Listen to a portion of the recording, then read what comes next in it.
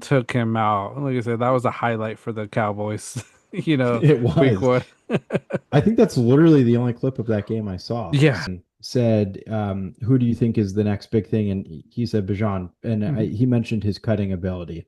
hmm I don't think I've ever seen anybody quite cut like Yeah, that. no. Maybe, you have a guy like Barry Sanders way back when, hmm but it looked, I don't know if this is the right word. It looked angelic with the amount of cheaters that they've already, uh, even in a beta, Yeah. banned. Yeah, I think it was over 300,000 was the last hmm count. And it's like, if you're taking people cheating in a beta that serious, when the game comes around, they're looking at the right things. Yeah.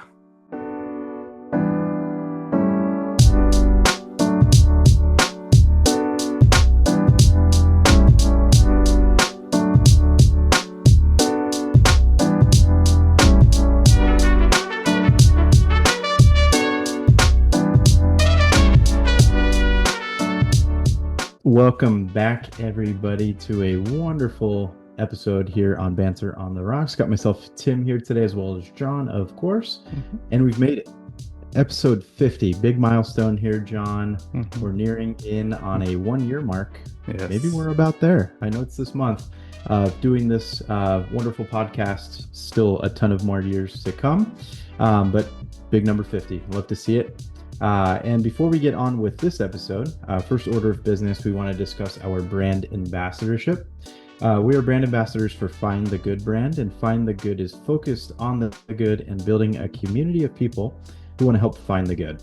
For all purchases, Find the Good gives back 10% to Mental Health America organization. And when you order, be sure to use promo code BANTER805 and you'll receive 10% off of your purchase. So that's 10% for you and 10% back to mental health. Remember to use BANTER805 for that 10% off. And the mission for Find the Good is simple. Find the Good is here to get you through the bad days, the breakups, the ups and downs, and whatever else stands between you and a smile on your face. And today is Monday, August 11th. And on today's show, we're going to talk about our banter takes, of hmm course, then some NFL preseason. We had the bulk of week one preseason games kick off this past week. Got lots to recap there. Going to dive into some fantasy football. Last week, we did our top 10 QBs. This week, we're going to be moving on to the running back position. So, top 10 running backs. And of course, much, much more. Also, to get us started here, banter drinks of the week. This week, I am going back to rum and pineapple juice. It's been really hot. I It keep has saying been. that this summer, but it kicked off and dude, it's been boiling lately. So, nice, cold, refreshing. Yeah. It's what I need. Nice, nice. No, that's always good. It's a tropical drink, so with that type of weather, it's good. Yeah, feels like I'm vacation. sticking, yeah, I'm sticking with the same OJ and tequila. Just it's been busy weeks, work Hmm. wise, not not podcasting related. The other 9 to 5 to pay the bills and pay to be able to do this. It's been busy, so haven't had a chance to go buy too many things. So sticking with OJ tequila, what I have in stock all the time. There you go. It's the go-to. Can't beat it. Yeah, can't beat it. And like I said, it's been hot too, so it's gonna only get hotter for a bit. So um yeah, Yeah. Heading over to Arizona this week. I think no, it's for sure going to be over 100, I'm sure. over 100. And it's like that oven door heat. Know that's going to Yes. happen. You're gonna be cooking some eggs on the street, huh? Might as well try while I'm there. You know? Might as well. Yeah. Could go Good well. content for the channel. Let's give it a Yeah. go. You know? See what happens. Back on live. So as always, we're on TikTok live during our recording days, just to, get out there more if you want to join us on Mondays while we're recording, giving us some banter takes, join us on TikTok live. And, in the future, we hope to be on other streaming platforms live, while we're recording and for future episode content. Um, but we're going into our banter takes, which we do every week, where we drop some hot takes that we haven't seen before. Tim sends me one or two takes. I send Tim one or two takes. And we defend them like they're they're our bread and butter. We let this chaos unfold. Sometimes some of these takes might be outrageous. Sometimes they're very accurate, but they're all guaranteed to stir up the pot, either proven right or wrong. So my first take for the week. Scott Hansen just dropped the idea of college football red zone, and it's genius. Yes, I just saw that, and it was gonna possibly be a take, but I decided not to go with it. Um, but Scott Hansen, host of NFL Red Zone, now on ESPN, thinking of doing college football, and I think it's genius because everybody also watches college football. Everybody that watches like NFL football watches college football as well. And having something like Red Zone with all the games would be amazing, because you're always having to flip between Fox Sports, ESPN, CBS, what else is it? NBC, Peacock, all the streaming channels Yep. now as well for football. So having all the football highlights, the big plays all in one channel would be amazing. And Scott Hansen eventually might not be doing NFL Red Zone with the acquisition of ESPN buying it. You know, I saw part of an interview. I didn't get to finish it all, but he was saying, how his passion is Red Zone, him putting out this content. He does so much to prepare for this show, this season for him, because it is his bread and butter. But, there's only so much he could do, and he sort of let it spill. I want to say that there's going to be commercials. It's no longer commercial free, which is what I think a lot of us are probably frustrated about that ESPN is doing this and ruining something that didn't need to be touched, you know? So, Scott Hansen leaves NFL, works something out with, NCAA to develop this for college football. I think it would be genius, but I think for college football, he might need a team because there's more than just 32 teams. There's a lot of games, a lot of teams, a lot of conferences, so it could sort of be like Scott Hansen, overseeing the main college football, like the top 25, whereas he has his other, I'm going to call them little minions that do all the conferences, ACC, Big 10, Big 12, There you go. and they're, he'll always throw it to them to, be able to get those bathroom breaks because that's a full day of football on Saturday. Valid. Yeah, no, it's a great point. Yeah, maybe they start with like top 25 Hmm. and kind of develop it from there. I'm sure there's enough top 25 related games like in the morning hour to early Hmm. afternoon that they could probably squeeze that in, or at least Hmm. popular conferences like the SEC, Big Yeah. Ten, skip over the ACC. I don't know. But get like really entertaining programs in there Hmm. and just have that going because I mean, there's even speculation that like in 15 years' time, college football very well could be more popular than what the Hmm. NFL is at that point. With what NIL is beginning to do, I Yeah. feel like it's unlocking really a lot more, Hmm. opportunity and possibilities for what college football can become compared to what it already is. So there's that possibility. But, Scott Hansen's also not going to move forward with doing NFL Red Zone anymore. Like, let's just say he drops out of it because he just doesn't want to support, having Hmm. to go through commercial football. Then he could jump onto this and do college football Hmm. instead. That way his voice is, good for that. And he doesn't have to worry about like a double header of, Yeah. back-to-back days of craziness throwing out your voice. But I'm curious, Sean, as far as like let's bring Scott Hansen out of this Hmm. particular scenario. Like let's say that Scott Hansen stays with NFL Red Zone Yeah. and then they're looking for some type of on-air talent for college football Red Zone. Is there anybody in particular you think would be very like a really good role for that? I can't think off the top of my head, but I think there's a lot of people that could be good and bring the entertainment. One person I think is Pat McAfee, just because he Ah, sort yeah, of stole mine. Well, Yeah. but I don't know if he would do well doing that because he brings a lot of comedy. And what I was gonna say is like Pat McAfee.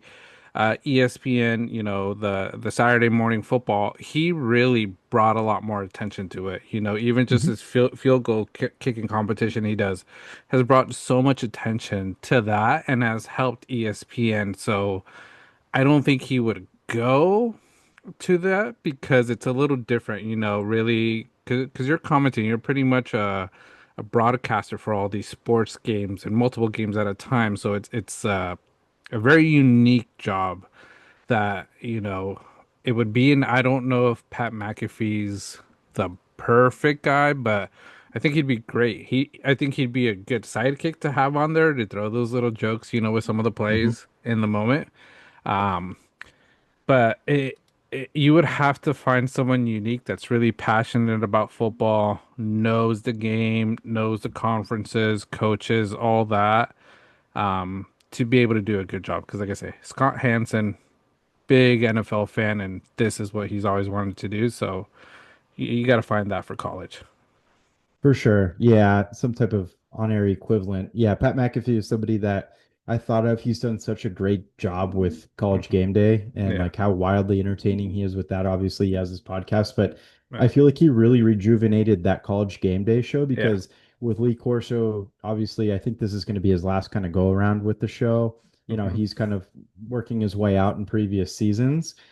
It was kind of hitting a a little bit of a lull, and then Pat comes along and the dude's doing these Yeah. chants, taking doing wild takes. It kind of brings it back to what Lee Corso was Hmm. doing for so many years. So um I feel like he's just great for college football all the way around. Yeah.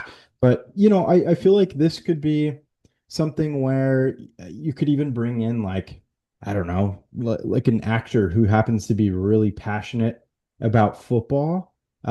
and college football in specific. If it's somebody who Yeah. can, you know, I guess one of the criteria is just got to be a strong bladder Yeah. and, just game knowledge and somebody who can just be a marathon runner as Yeah. far as vocals go. Yeah, I'm looking at like some of the, you know, big college commentators, broadcasters, you know, Kirk Herbstreit is there. Hmm. One person interesting, Jesse Palmer. That might be a good one, you Okay. know, someone knows does a lot of college. Brady Uh, Quinn. Brady Quinn. I was gonna say uh USC legend. Matt Leinart. He's Hmm, another one that does a lot of college. I think he does it for Fox Sports.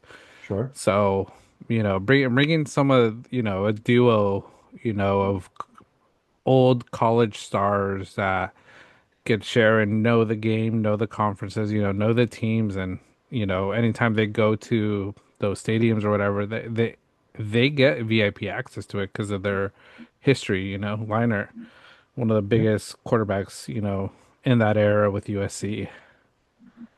Yeah. Mark Sanchez. Mark He does Sanchez. some commentating now. Um, Yeah. maybe if this was going to occur 20, 25 years ago, I'd say just bring in Corky Romano and have him go a million miles a minute. Yeah. That'd be hilarious. But no, there's options. I feel like they could make it happen. Hmm. It could be like a trial run if they're completely unsure right off the bat, Yeah. and then just kind of work their way, through that. Or I don't know, like even get this could be something good where Barstool steps in. I don't know if Hmm. Fox would be interested in kind of expanding their morning show and Yeah. having it leeway into a red zone. Hmm. If they end up taking us up on this pitch, John, I feel like we need some type of, collaboration with Barstool at that Yeah. point.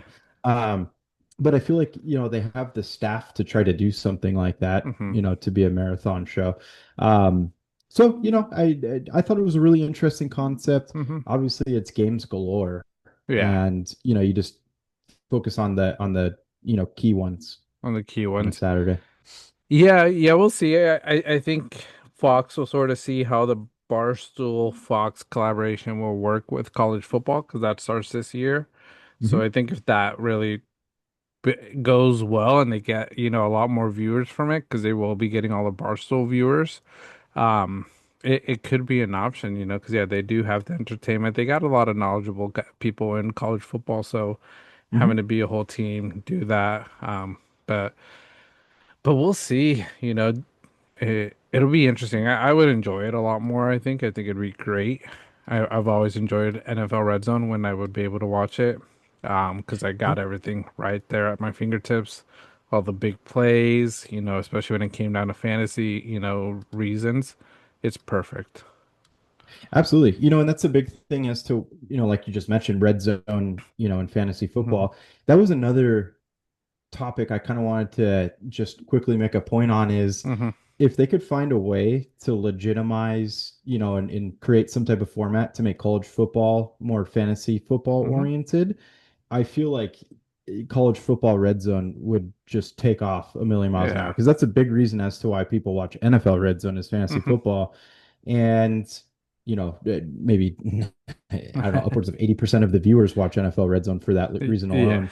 So college football red zone, I don't know, you do something where you take, major teams and then Yeah. you somehow draft a format. Isn't there like some forms of college football, fantasy football out there? Or Um, I think they're I kind I of don't know. I not, don't know if there's college football. I just think, what's so popular with college sports, it's a sports betting. yeah. So it's sort of legalizing sports betting more and making it more acceptable, not really, frowning upon it, and finding a way that college red zone will help these sports bettors, Hmm. because like I say, that's the reason they watch some of these games, looking for these players to get those stats, those touchdowns, those field goals, passing yards, all that info. So, um, I think it would still be popular because of betting. Because like I say, everybody bets on sports, I'm not gonna say everybody because not everybody does, but a lot of people bet on sports. In college Right. football, NFL, I think those are two of the top sports that people bet on. Yeah.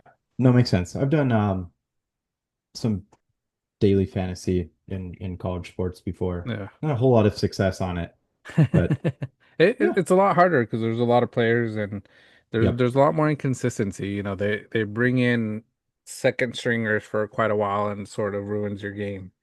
Yeah. So, Exactly. It's like, who's this guy yeah. But stealing no. carries?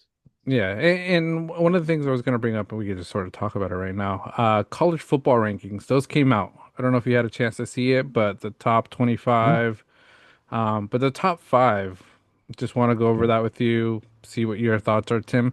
Number one, can you can you guess who it is? Is it Ohio State or Notre Dame? Nope, No, neither. nope. God, is it really that obvious? Is it going to be Well, really close. obvious? And I'm going to be like an Maybe, idiot. maybe. Um, Texas, Arch Texas. Manning. Yep, Yep. it was Man, Texas. jumping on that wagon real Yeah. quick, huh?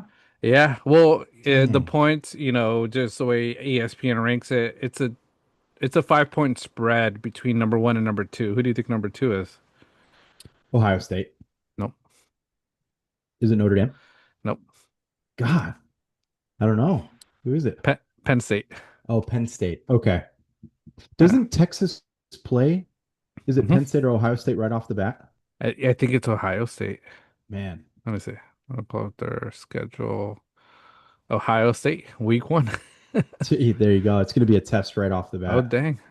Draft day for us. 9 a.m. Ooh, it'd be a good Might, watch. I might start my day early, prepping and watching that game. I think August 30th is just a hell of a schedule of Mm-hmm. college football right away, if Yeah. I'm not mistaken. I think Penn State has a good game that day too. Nevada. Ah, just kidding. Shows what I know. Oh man. Notre Dame, Miami. Okay, That's there you another go. game. Sure. So there's still a lot of teams.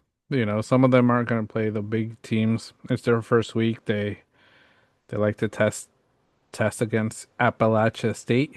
We want to see those upsets. See that Um, Michigan repeat? yep. But Ohio State was number three, Okay. Clemson four, Georgia five. Wow. No, Notre Dame was outside the top five at number six. I'm like, Okay. no respect to Notre Dame. No respect. You're wearing the No, hat today, so I I just, know. tried to take a No, hint. Not quite. no, not quite. Just repping them. Yeah, yeah. Well, Clemson really jumped up. Is Cade Klubnik still there? Uh, Who's their quarterback? Is it, I think if it's Klubnik, I think he's now a senior. Maybe that's why. a lot of returning Yep, players to he's that still there. program. Okay. So it's probably a Uh, lot of returning programs. They're mm-hmm. older, right? And Yeah, probably just going to get off on a roll, I guess, because Clemson's been last 2 seasons been meh. yeah, they've been middle of the pack. So yeah, I was surprised to see Clemson up there. Ohio Hmm. State, like I was gonna ask you, Ohio State, do you think that's a slap in the face, putting them at number three against Texas and Penn State after winning a national championship? Um, Not quite. No. Didn't the QB left? Hmm. Trevion Henderson's gone. Um, But they still got the top wide receiver in college with yeah, what's his name? Where last name is he? Smith, right? Yeah, Jeremiah Smith, Yeah. sophomore, No, he's still a kid. outrageous. Yeah. He's outrageous. Yeah, no, he's legit. And that's probably why is Hmm. he's probably carrying a lot of that Yeah. weight heading into the season. Who's starting for them this season? Quarterback. Yep. I don't have. It's not showing me who's starting, but I have no idea who any of It's a these guys toss-up are. QB battle Yeah. yet to be determined. Yeah. But So regardless, yeah. I was like, they're number three. I felt bad because I was like, man, they just won it. But yeah, they lost quite a few players. But I also think it's just a coach. I think the coaching there, Ryan Day. I think there's uh-huh. still not a lot of trust in him. I think they had an easier route to, the championship last year, and Hmm. this year it's going to be a tougher one. Texas looks great and this week one game for them. It's going to show who's going to make it to the national championship. For sure. And speaking of Texas, what's your feeling on the stock with Arch Manning? Do you feel like he's going to live up to the hype? Um, I think he can.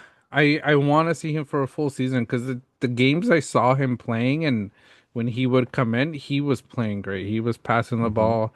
He I truly thought he was going to take over the Texas starting job, after Hmm. I can't even remember their last quarterback got injured, Quinn and just Ewers. was Quinn Ewers was just Hmm. struggling. I Yep. thought it was going to be Arch Manning, but I think they were saving him, not trying to Hmm. put too much pressure on him. So this is his year. I saw somewhere his grandpa says that he'll be there for another year after this. I think Okay. not really putting him in the NFL, but if he blows up and he's the unanimous number one, I don't see a way he doesn't go to the pros. Yeah. No, if it's like win the Heisman, you're going Yeah. to be number one overall. There's no way he's going back for another season. He's got to Yeah. just jump right into it. It Hmm. would be a big mistake to wait. And then, go to a QB needing team. And it could Yeah. be where, his Gramps was at Yeah. with the Saints. Very well could be right there. Yeah. So, yeah, that'd be crazy. Yeah. No, but yeah, I saw it come out. That was the only surprise. Penn State, I think Penn State's always been a top team. And I think just Hmm. going to Penn State's always a hard game.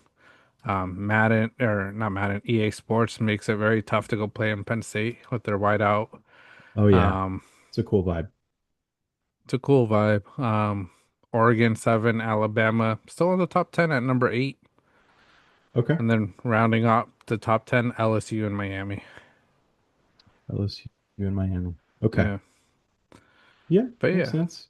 hmm we'll see what happens. BYU's like right at the edge of the top 25. I know they have the Good QB, right? good QB coming in, so we'll see. Another poll has BYU at 23, so they can make a run. Okay. And then Michigan, are they going to start that kid that they have a lot of NIL tied up in him? Like the I think he was committed to LSU if I'm not mistaken. Then Hmm. Dave Portnoy came in with a dump truck of money and then got him to Michigan, I think is what it was. Yeah, I wonder if he's going to get the nod. Bryce Underwood, is it? Yeah, I think that's right. Yeah. Yeah, we'll see if they start him. Like I say, I haven't looked into much of the starting after that. Who I think it's Jaden Davis that might be like the next one. up there. Yeah. Um, but Michigan, a little bit of a rebuilding, I think, for them. You know, Yep. I think if they beat Ohio State, it's a win season for them. That's all it takes. That's all That's it all it takes. takes. Yep. Nah, that's So, crazy. Exciting yeah. times though. Yeah, college football coming back, NFL coming back. Um, any teams you're excited to see college wise? Well, Texas with Arch, I think Mm-hmm. that's going to be really interesting. I am curious to see what Colorado does without, Shadir there. Shadir They and have good Travis Hunter. QBs behind him and Mm-hmm. Travis Hunter, of course. They have some good QBs that are, next in line. I'm kind of curious to Mm-hmm. see how that plays out. Um, I don't know. I'm trying to think of like more under the radar talent at this point because Yeah, we can talk Georgia all day, every day. Of course, it's going to yeah. be a dominant defense. Penn State probably much of the same. I guess wide receiver wise, doesn't Alabama have another good wide receiver? Uh, who's I think he started playing college ball when he was only like 17. I think he skipped his final year, jumped up. Could Um, we? Let's Forget see. his name, but he is a baller. I know that for sure. Uh, they have a lot of wide receivers. Got to be WR1. Like I say, ESPN isn't giving me the depth chart. It just gives me all of them. Got I'm it. just trying to see. But yeah, they got a lot of good wide receivers. How about Sophomores, you? freshmen.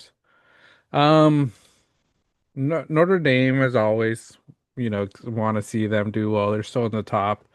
Like I say, they got a great coach. Um, and then it's just anybody. I want to see Arch Manning. I want to see what Ohio State does, Michigan. Um, and then USC. I always like watching USC. It's the one team I root for, SoCal. So hoping to see what they do. And the one under the radar team that probably won't make the top 25 for a while, Hawaii. I always just Oh like to yeah, see them. That's the one team, with this NIL, someone just needs to go there, take some NIL money, and people will go to Hawaii, and you'll bring that, school back up into the rankings in football. for sure. Yeah, no, that's a fun one. It was always fun watching them grow up. Hmm. Back when they had Colt Brennan. That dude was Yeah, such a gunslinger, man. He was so much fun to watch. yeah. Um, and then the wide receiver I was thinking of was Ryan Williams. Ryan Williams. Okay, He's yeah, legit. Yeah, he's yeah. barely 18, had 865 yards with 8 touchdowns last year. Hmm. On kind of a meh Bama team. Yeah. So yeah, no, those are the main ones. And then I'm kind of curious in seeing how Andrew Luck starts Hmm. deploying his efforts with Stanford. That could be Yeah. interesting as well. Yeah. Saturday, our draft day, Texas, Ohio State will be a good game. Let's see, I'm looking up just out Saturday games. Penn State, Nevada, Georgia, Marshall, Hmm. Alabama, Florida State could be probably pretty good. Now the Florida DJ's gone. State, yeah, we'll see. Florida State's always a tricky one. Yep. Um, let's see, it's probably later afternoon games. Michigan, New Mexico, Okay. BYU plays Portland State. Don't know nobody on Portland State. Blowout. Yeah. UCLA, Utah, that could be good. Yeah. Hawaii, Arizona. I might watch that game. That's a good game. Yeah, Fafinga is still there, right? yeah, So he's fun to watch at QB with Arizona. yeah. So yeah, that's the Saturday games. Sunday, okay, Sunday, Notre Dame, Miami, Virginia Tech, South Carolina. Okay. Yeah. Not bad, not bad. Let's see, Friday, there's Friday games. Damn. Colorado, Georgia Tech. That could be good. Yep. Georgia Dang, man. Tech played upset right away with Florida State last year. Yeah, they could do the same to Colorado, Dion. Yep. Most And then yeah, definitely. the other ranked game Saturday, August 23rd, Iowa State, Kansas State, 22 versus 17. So Okay. we're getting there, Tim, getting there. A few weeks We're away. getting there, man. It's a good time of year, the build up. It's It the is. anticipation. Love it. It is. All right. Moving along. Got my take here. UFC's Paramount deal will help bring people back to the UFC and rebuild the sport and possibly eliminate pay-per-view overall for sports. Yes, big news today. I think it was a 7-year, $7.7 billion Hmm. deal that UFC struck with Paramount Plus. If you have any type of Paramount stock, would have been a Yeah. great day to have it. Yep. And I think that this deal, exactly as you said, especially right now, right away, subscription fees are still, what is it, about 9.99 a month? Something like And that. I think it's like um 20 without commercials. okay, which is kind of, average, I feel like. Yeah. Disney Plus is pretty similar Hmm. comps. So I think that this is a really smart deal for the UFC. I think that this is going to bring a lot of it back. Pay-per-view, just nobody wants, everybody's overextended with all the Hmm. streaming applications you have to pay now, that you're paying, I don't know, probably 150, $200 a month if you have them all. And Yeah. then on top of that, you're going to pay, what is it, probably $80 for a pay-per-view, Hmm. 60 to $80, depending on the fights. Yeah. And it's just kind of feels like an expired system at this point Yeah. where, you pay for it monthly. UFC fights are very consistent. And, I just think it's exactly what the sport needs at this point Yeah. because it's like oftentimes now, like I feel like before, like if there's a UFC fight, we'd all, as a friend Yeah. group get together, we'd have fight nights, stuff like that. It'd be really interesting. Now it's just like, oh, there was a UFC fight. Yeah. Oh, all right. Yeah. Yeah. Uh, Watch the you know, highlights. Go yeah, it on came out of TikTok. nowhere. See what happened. Exactly. And then this also might stir away a lot of the folks who use like illegal streaming services Hmm. where, they have that Paramount Plus subscription already. And they're just like, oh, okay, sweet. I'm already paying for this. Now I get to use it. And then, Hmm. you don't have put on like ad blocker and Yeah. random shit to be able to watch something. So I think that this was a really smart move. And, Mhm. kind of like this take says, I think that this is the beginning of the end for pay-per-view. And Yeah. I honestly, it should be because you go and let's just say you pay that $60 for, a UFC fight and it's over in 10 seconds. You're going to be like, Yeah. oh shit, now I'm out, and then there's nothing else. At least with Paramount Plus, it's like, okay, well, it's a quick fight, but now I can just go back to watching movies Yeah. or a show. It just becomes, you feel better about where your money's going. Hmm. So I think that this is a great start, and I think it'll bring a lot more relevancy back to the UFC because I feel like it's kind of gotten away from that. And it's not necessarily like the fighter's fault or anything like that. I just feel like marketing wise, there's Hmm. there's better things out there like this. Yeah. Yeah, what do you think? Yeah. I think the same. I think Paramount's doing it right. Not charging pay-per-views, UFC agreeing to it. I think it's big from Dana White to do it. And I did read somewhere Dana White might still try to keep pay-per-views, but it's like you're making billions off of this. Why mess with it? Just see how it works. See if your views get up a lot higher. See what Paramount also does. Because if Paramount grows, say 100, 200% of, subscriptions because of this, new deal, next time just negotiate, 5 years, 10 billion. Someone's going to pay for it because they know Mhm. everybody's going to subscribe to that streaming service because you don't have to pay for pay-per-view. Um, I, you talked about it, as a friend group, we always used to get together, watch UFC fights. We were always excited, barbecue. But that Mhm. sort of died down just because UFC also sort of just got a little dull. And I'm not going to say it's dull now. I think it's getting better, but Mhm. the marketing isn't there and the pay-per-view price is just ridiculous now. I think sometimes it's 69 to $79, and that's a lot of money for quite a lot of people, because like I say, everything inflation, that type of stuff, you're already paying for all these subscription services. It's not manageable for everybody, so that's why there's a lot of people that do illegal streaming, and it's a way to sort of manage that. So I'm excited about it. I've always had Paramount, so I'm excited to do it, to see that because it might get me more into UFC again, watching it again a lot more than just sort of seeing a few of the highlights. But yeah, they're doing it right. I think it's what WWE did right with Peacock when they were under Peacock. Hmm. All their main events, WrestleMania, SummerSlam, Hell in a Cell, Royal Rumble, it was all on Peacock, and everybody that had Peacock, you didn't pay for pay-per-views. Whereas ESPN, they're saying you're not going to pay for it, but Hmm. I see something different. For sure. Yeah. It's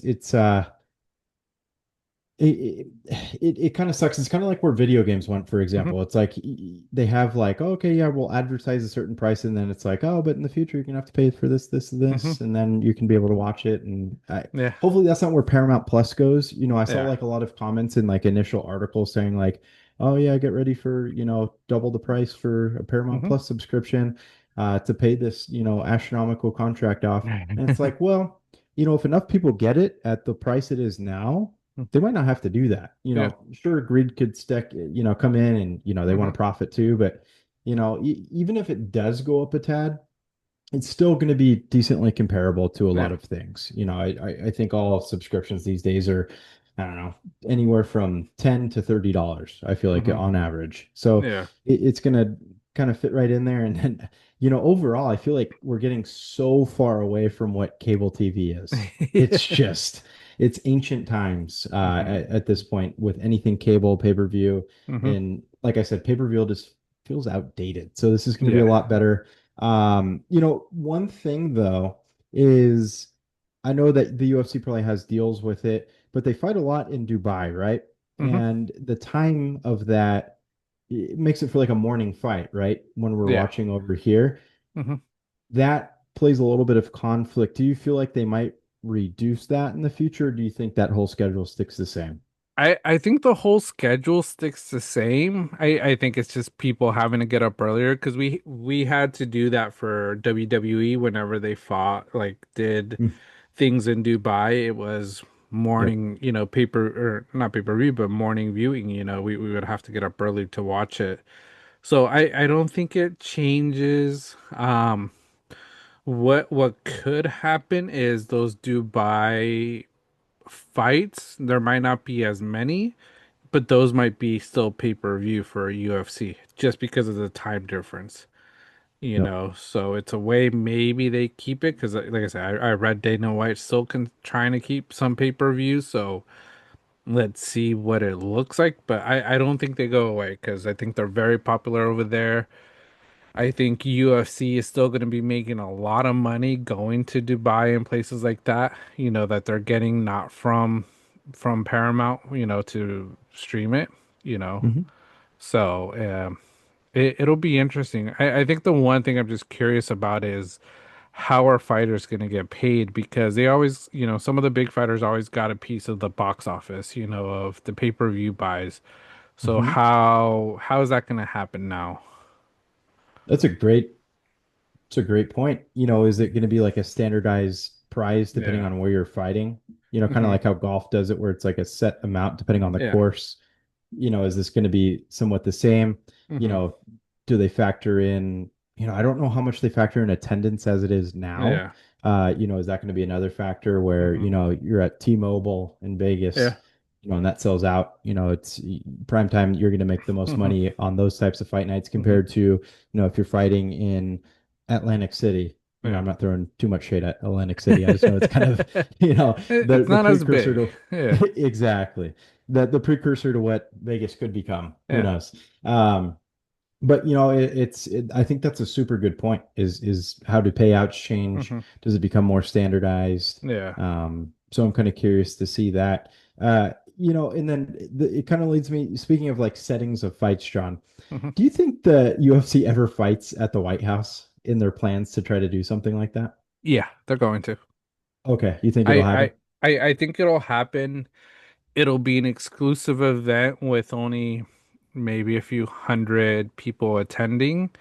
Mm. But like I say, that might be like a pay-per-view exclusive that Dana White does just because it's the White House. It's Donald, you'll see Donald Trump, everybody part of the Uh-huh. White House there, but um I think it'll happen. I think Dana White says it's can he I don't think he has said it, but he sort of has put it out there that yeah, they're working on it, and I think it'll happen.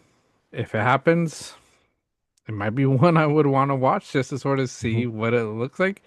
But like I Mhm. say, the thing for me too, it's the fighters, their fighting styles. I have to be interested in it, has to catch my attention because I think like for the UFC and like I say, nothing against the UFC.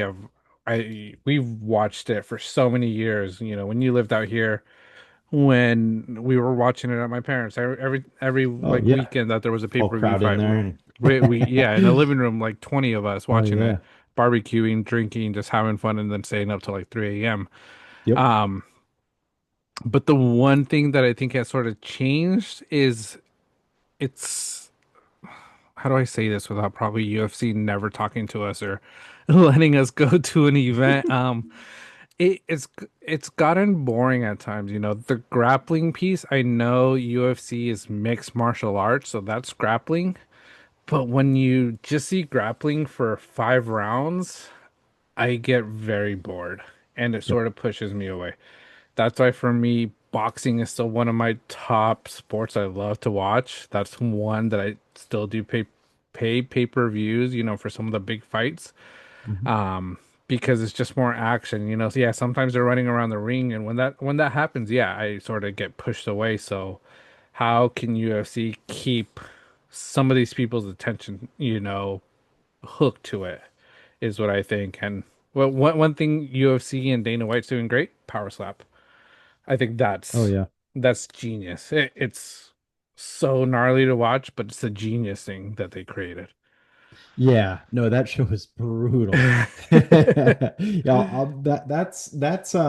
that's one where I'll stick around for the clips that I see, but Hmm. just some of them, man, it's like it like disorients their face. Like they look like Yeah. totally different people after some of the slaps. It's like, dang, you Yeah. you change. It's crazy. But yeah, Hmm. it's something new, it's different. It's exciting. I think the crowd Hmm. gets really into stuff like that. Yeah. But I'm in complete agreement with you Yeah. as far as, I'd rather you're keying in for Hmm. the fights, not Yeah. necessarily like the setting, to the Yeah. hell with the setting. And it kind of sparked my curiosity of like, they should bring in like some type of, if they're might as well just go on tour at that point and like set up something at Venice Beach and Yeah. just have a Venice Beach like Muscle Beach fight. I think that'd be Hmm. badass, Yeah. Get a lot of people showing out for something like that. The Hmm. backdrop would be insane. Yeah. I don't know. UFC just start writing some stuff down or Yeah. something. I don't know. No, Uh, I think it's totally smart to do that with like the non-big fights, those UFC fight nights mhm. of making it more interactive and getting people, making it look raw, almost like, the movies would make it do. Like you're fighting in a parking lot, on the beach, Yeah.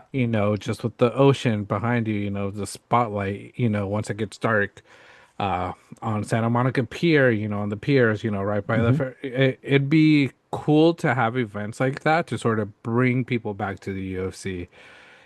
Same thing with the power slap. I think it's getting very popular, but there's still a lot of people that don't know about it. It's like, how do you put it out there more?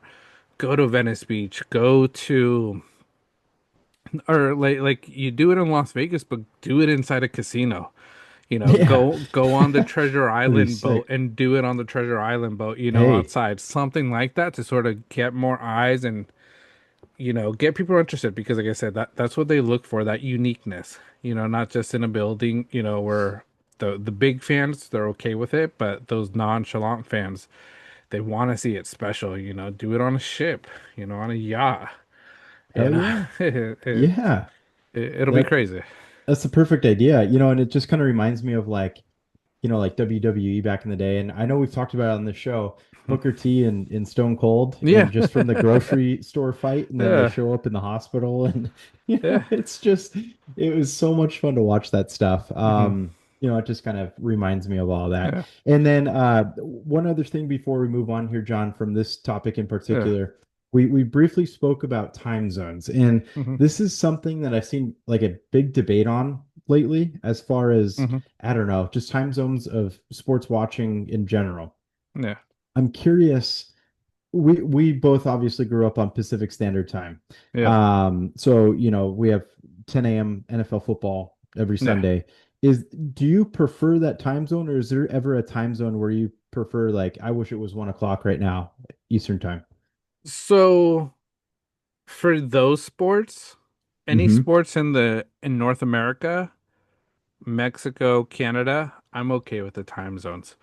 Mm-hmm. It's international sports across the pond, going to Europe. For me, a big one, F1.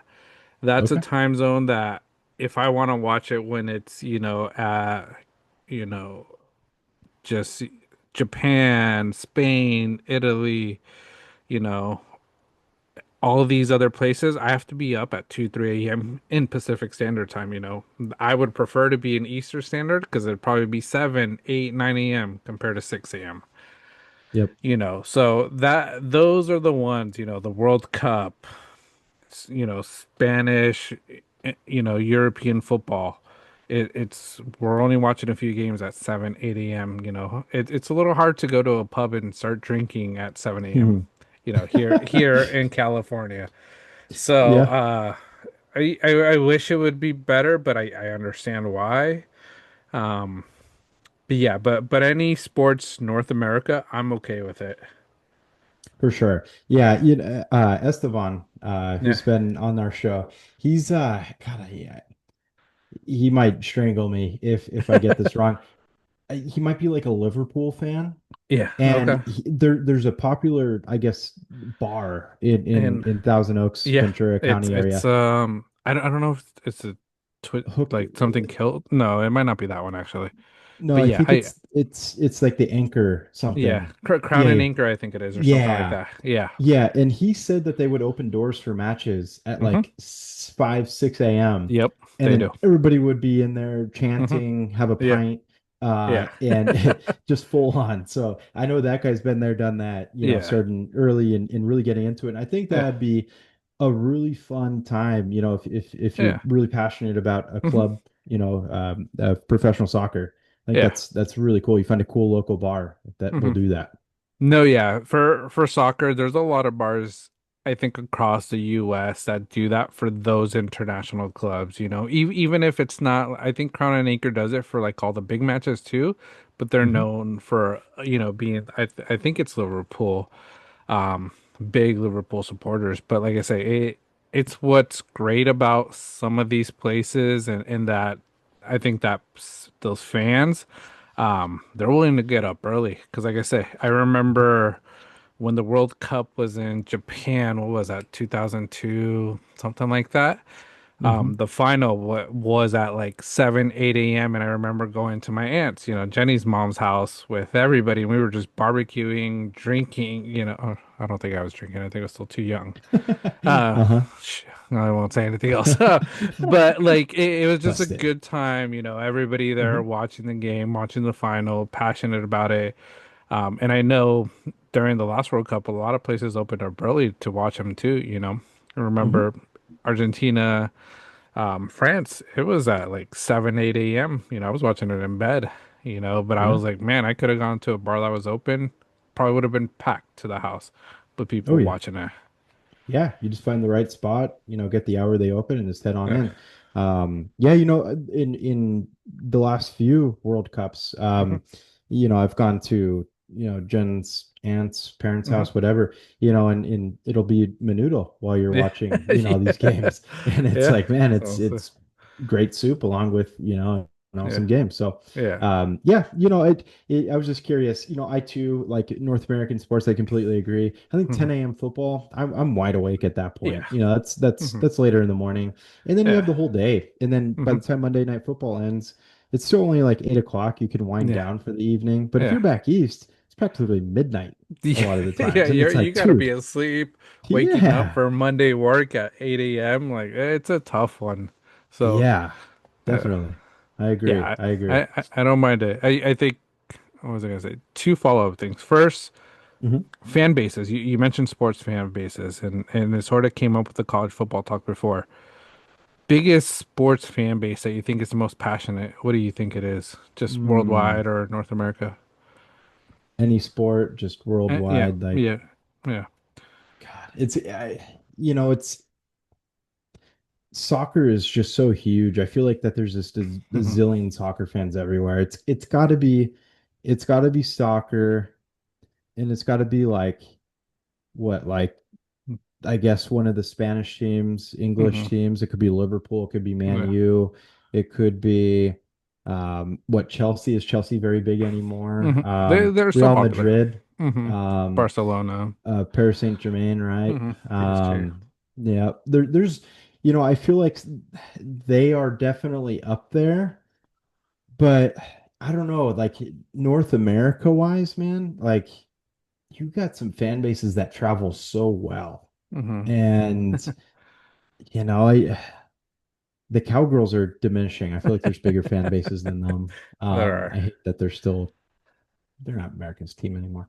No. But I honestly that when I think of football teams that travel well, I think of the Steelers. Hmm. I think of the Niners because we occupy SoFi every Rams game every year. Um, Uh, Dodger fans hmm. are very relevant. Yankee fans, Boston. Hmm. I don't know. That's a good question. And Yeah. I feel like I can't necessarily narrow it down. There could Yeah. be something super obvious, but those are just the main ones I think Yeah. of. For How about you? for yeah, it's a hard one, but the one I was thinking about, I think is college football. And it's not that they travel well, because I don't think many college teams travel well, but all their home games, those fans, you can't even all those stadiums are always shaking because how passionate those fans are. Those college kids in all those college towns, I think make going, playing away in college the Hmm. scariest thing I think for all teams. Yeah. Even the small schools, those fans for that school come out and represent, and that's why you see a lot of upsets and a lot of that. So I think college football is probably one of the best. Traveling wise, I think it is NFL. Hmm. That's a fantastic point because you're not just getting current students, you're getting Yeah. alumni Yeah. that are super, and it's Yeah. generations of alumni. Yeah. I think of, we already brought up Penn State's wideout. Hmm. Yeah. You get a night game in there. Yeah. Oh, dude, Yeah. goosebumps. You can go to a team that hasn't been as relevant lately, Virginia Tech. Their Yeah. walk into the stadium They're is walking. outrageous. Hmm. Wisconsin's jump Let's go. around. Hmm. I mean, that's just to name a few. Michigan, you can pack in Mission. 105, 110,000 people in that stadium. Hmm. The crowd noise is Yeah. berserk. That's just to Yeah. name a few. And then you have Yeah. Texas. Texas. Um, Oregon. I think Oregon's a good, stadium. Oregon's That great. gets loud, you USC know. back in the day when Yeah. Bush and Leinart were there. Yeah. Oof, Tennessee still a good one, even though they're not Tennessee's so fantastic. that's a stadium. Like I say, you'd want to be part of that, you know. Yep. LSU, like I say, that's why I sort of thought like college football has it for the home games, because Hmm. it's like that whole city, that whole college town, like you mentioned, all the alumni, fans, past alumni bringing their entire family. It's generational, and like I say, I think it's more affordable tickets still. And like I said, they're great games. So I think college Hmm. football, but traveling wise, I still think probably NFL because, like you mentioned, Cowgirls travel well, 49ers, a lot of teams travel pretty well. Hmm. Yeah, definitely. Worst team, maybe Jacksonville. I don't know. I don't think they travel too much because they just aren't that great. Right. It could But be better yeah, now that Trent Baalke's dumbass is out of there. yeah, it might be. Shut up, Trent. Yeah, like I said, we'll talk a little bit about it, and then sort of the last thing with this is, because while we were talking, I sort of thought about it. Hmm. I feel like sports going to like Paramount, Peacock, all these other streaming services, Amazon, HBO Max. I think these sports networks or these sports leagues need to sort of start looking at them instead of ESPN or Fox, because the way I think of it, and like I said, this is my mindset, and tell me if you think differently. You mentioned it. After UFC on Paramount, I'm gonna go to some TV shows. I'm gonna watch some movies. Hmm. I'm watching something else on that streaming platform because it's already open. Hmm. Whereas ESPN, something happens on ESPN, I'm leaving ESPN. I'm only there for one sport. I'm not there to watch pickleball. I'm not there to watch. golf if I'm not into Cornhole. golf. Cornhole, whereas HBO Max, Peacock, Paramount, they have TV shows, they have movies, so they have multiple things that will get people more interested. So I'm curious to see the subscription rate increase for ESPN with their new NFL and now Paramount with UFC because it's gonna really show a lot. That's super valid. Yeah, no, I think that even if you want to do a deeper dive down in this, John, and Hmm. I hate to say it because you're a really, avid movie theater goer. Hmm. Um, it, in a weird possibility, it could hurt the movie industry. Because Hmm. what if Paramount Plus becomes so much more prevalent, Hmm. you get more Adam Sandlers out there that are Yeah. going to go direct to stream. Hmm. I mean, it could happen, Yeah. and then it takes another bite out of movie theaters. Yeah. It's just kind of food for thought. Yeah. Possibilities are endless. Yeah, I think it'll still be that. But like I say, I think what a lot of them are doing is they're because movies are coming out on Paramount, but they still put them in theater because it's a Paramount production. So Oh yeah. it's just not out on in theaters as long as it was before. Because I think it used to be about 12 to 16 weeks before they would put out the DVD or even release it onto streaming. Got Now it. it's going a Valid lot point. quicker. Because like I say, I think right now I think you could get Jurassic World on streaming. It's not free yet for any of the streaming services, but it's like you could already purchase Hmm. it, where before you would have to wait multiple months just Yeah. to get it. And I feel like we were talking about it, 5 episodes ago, so 5 weeks. Yeah. Yeah. Definitely. Yeah. It already became a topic. So, Yeah. but yeah, no, I mean, hey, you finish watching UFC and then you come across, I don't know, Hmm. a old Chris Farley movie, Tommy Boy. Hmm. And you're like, Tell oh me more. yeah, this Hmm. movie. Yeah. Shout out Chris Farley. Yeah. Um, and then this doesn't necessarily have to be a take, John, Okay. but just a public service announcement, Public service um, announcement. Okay. just to get it out there for you. All right, public service announcement from Banter on the Rocks today. Big news out of San Diego. The Padres are rebranding as a serious contender. Finally, no longer just a thorn in the side of the league. Hold on, let me double check my notes. Let me see something. No, my bad. Still mid, still annoying. Carry on. Okay. Yeah. It's they're making, I don't know, a little bit of a run. Hmm. Dodgers have been decimated by injuries. They're Yeah. still holding first. It's just like that fly. I feel like It just it, bump away. it's that fly, and like I said, don't. Yeah, I'm not a Padre fan. I'll say, yeah, you guys have heard me. Um, and there's a lot of people. We what was it this week that we posted a little bit about the Padres, or was it last week? I think it was It, this last it it this was last this last episode week. Yeah, where yeah. I Hmm. mentioned all the participation trophies that the Padres are representing in their stadium. Hmm. And a lot of fans are coming at us saying, "Oh, look, with your billion-dollar bankroll, you're barely up ahead." I'm like, "Well, yeah, but look at our pitching. We're depleted in pitching.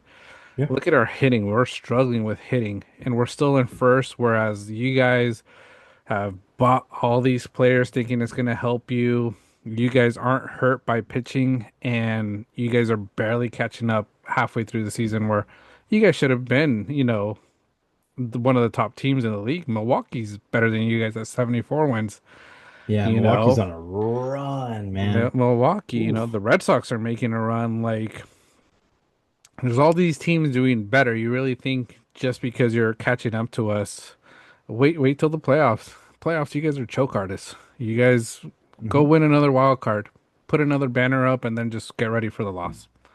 Yeah. Yeah, no, exactly. Yeah.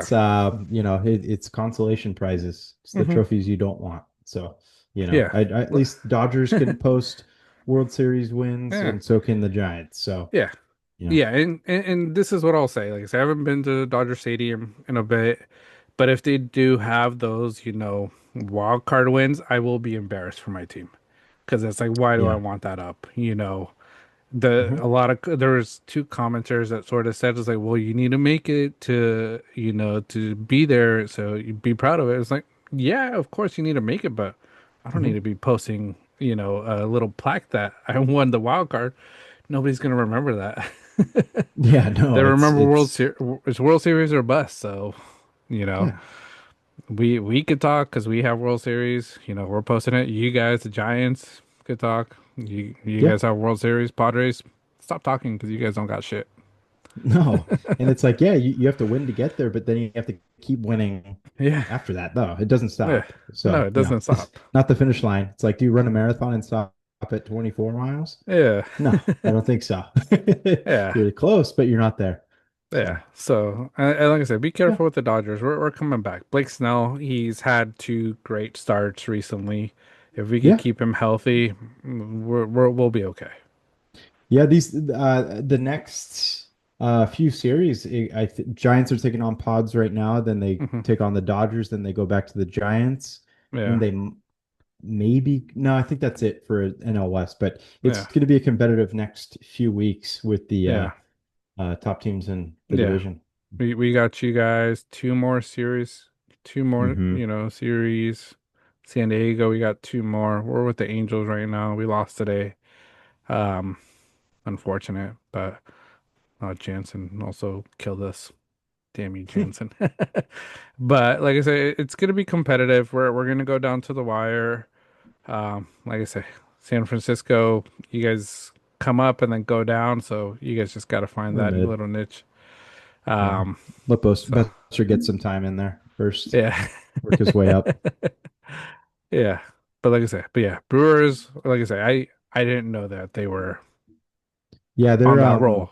So last 49 games, they're 38 and 11. yeah, They're they're just on on a a ridiculous run. currently 10 win streak.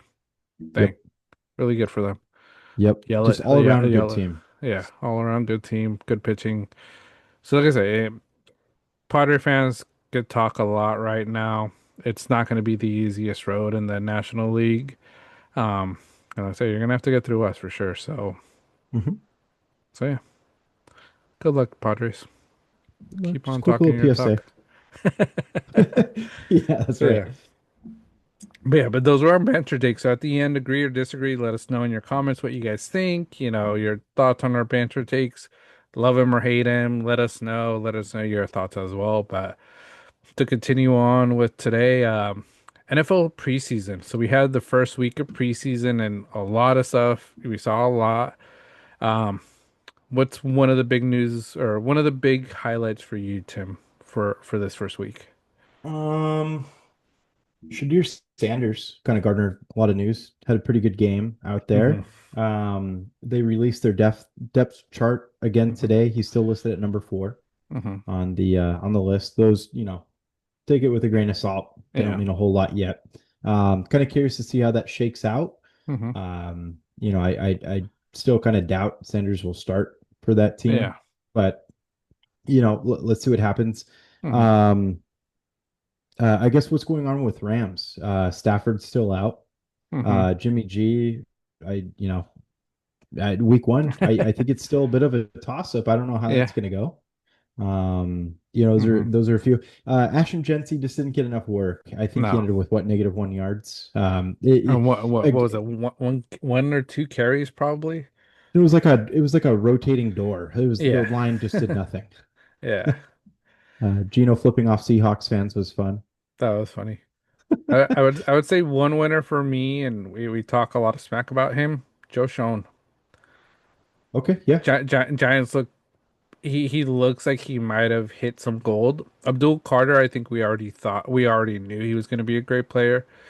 Yep. The next coming of Michael Parsons, and even Michael Parsons has said that he's probably going to be better than him, which Hmm. is great for the Giants. And then Jackson Dart had a pretty good game. I know the coach really didn't put too much on it.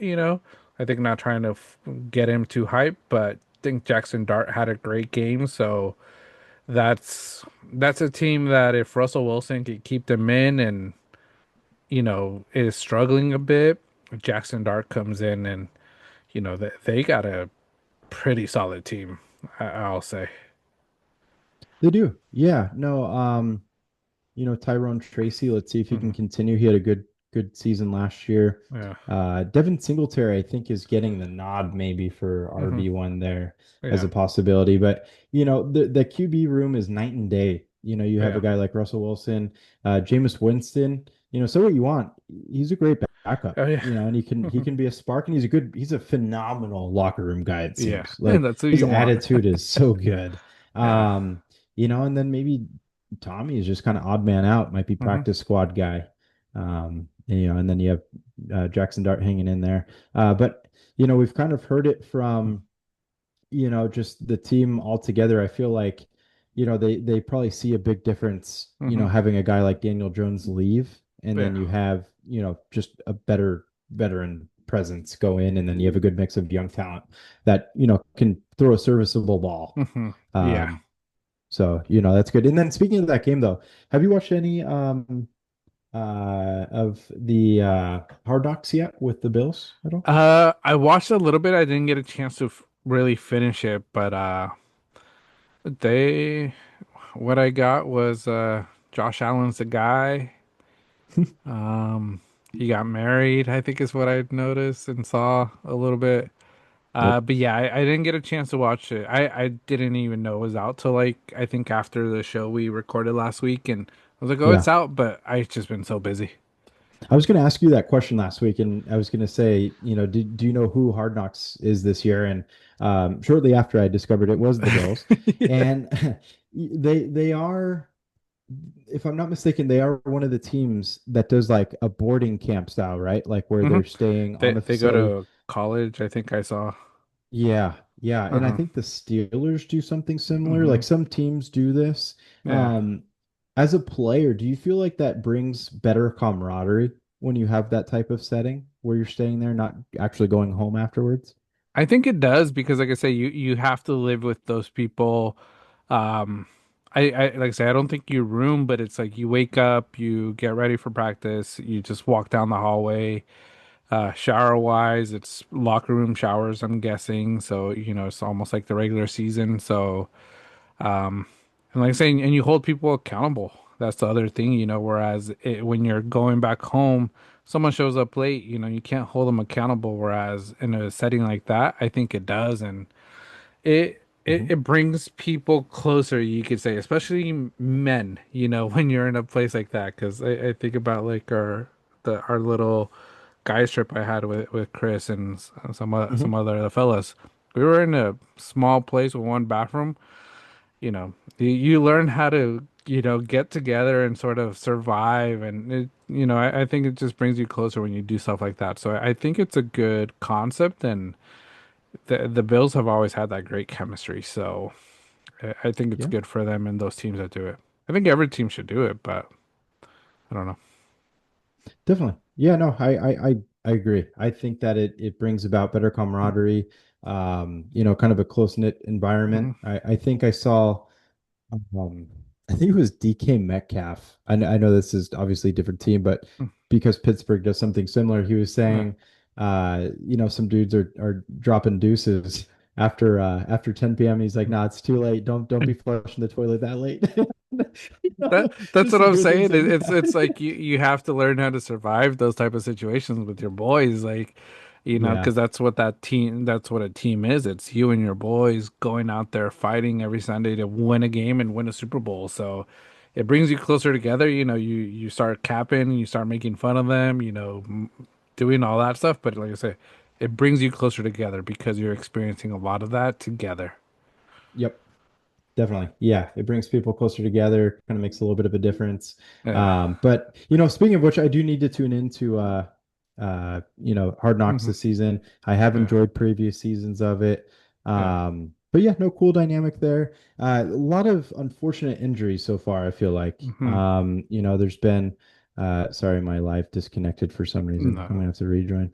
But it's that's been kind of a bit of a bummer, I feel like. Yeah. Um, Having those decimating injuries, obviously when it's Hmm. preseason time, you see it in practice. Like Slater's a good example of that with Chargers camp. It's like you're just hit with this news from like Adam Yeah. Schefter, and you're like, damn, man, comes out of nowhere. You have such a great player like Rashawn Slater, Hmm. and then it just can totally alter a season altogether. It does. And then you have like a guy like Alexander Madison, who's Hmm. on the Dolphins now, and he had an unfortunate neck injury that I think he already got surgery on, which is crazy. Yeah. Um, it's injuries you hate to hear about because you love having these players have a competitive chance. I know that they had a stoppage to a game this past week, Hmm. but that's the unfortunate side to NFL football and football in general. It Yeah. happens a lot of seasons. But you just hate to see it with notable players or any player, of course. Yeah. Anybody who's competing for a roster spot. Yeah. Um, no, yeah, injuries always suck. It hurts the team. Like I say, the Slater one, I think was a tough one. I think Fidel's a little disappointed with it, because that's his guy, his team. Yep. Um, but yeah, you never wish that, especially in preseason. It's the worst time for these that to happen, but it is where we see it a lot. So, Hmm. I think Chargers are going to be hurt a little bit because of that. Um, and then we'll see the other one, that person that sort of got hurt a bit that might hurt the team, is Anthony Richardson. I don't know if you saw first play. I Yeah, think he finger. finger messed it up. Um, and if you look at who the backups there, Daniel Jones, I heard he So was low key winning that battle, if I'm not mhm. mistaken. So, Yeah, so it could have been Daniel Jones that's gonna win, but still, it's a tough one because Anthony Richardson, high draft pick used on him, that the mhm. Colts did. So, um, it's unfortunate. We'll see. Another winner. You sent me the video. Cam Little, 70-yarder, crazy. Uh, yeah, no, outrageous kick. Yeah, So cool. Even if it's yeah, preseason, it's yeah, badass. yeah. I think he'll try some in the regular season. Jacksonville, I don't think is going anywhere. Trevor Lawrence is just getting his wide receivers murdered out there. Yeah, The horrible throwing balls just to get people hurt. hospital balls. Yeah, not Yeah. good. Um, So Chiefs lost Chiefs lost. preseason, but enjoyable Yeah. wrestling time. Uh, Yeah. Niners got wrecked, Yeah. but we didn't play Uh, anybody, yeah. really. Yeah. Yeah. That's You guys okay. didn't play too many players. Like I say, it's preseason. Take it with a grain of salt. Everything that happens. If your team goes undefeated in preseason, don't think you're winning the Super Bowl. That means absolutely No, nothing. exactly, I, exactly. I I think the only other person I would say maybe lost week one, CD Lamb. Oh yeah, yeah. That Getting the referee contact, right? getting trucked by the referee. The guy got hit hard. He did. Glad he didn't get hurt, but that referee just took him out. Like I said, that was a highlight for the Cowboys. It Week was. one. I think that's literally the only clip of that game I saw. Yeah, So I didn't see much more out of that game, yeah, other yeah. than the news for the Rams. There wasn't much out of that Rams Cowboys game. Yeah, nah, not really. Uh yeah, that I think that was the most major things. Hmm. Trevion Henderson, really electric speed, Yeah, great kickoff return. Um, Leave it at that. We want to be subtle here before yeah.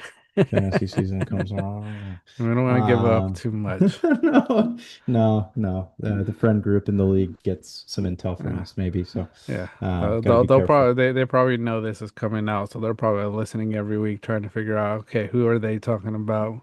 Right. They want to see some rankings. I think that last week we'll do running backs, and we can sort of go into that. Or, Sure. our fantasy football corner.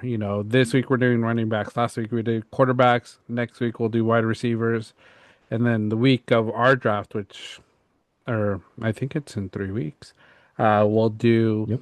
just our sleepers, and that one's always a tough one for me because, like I say, I always have a lot of sleepers, and I don't like to give them away. But to everybody listening, I will give my sleepers, and these are my honest Uh-huh. sleepers. Like I say, I'm not gonna giving you names just to sort of play you around, but it's sleepers that I really truly believe in.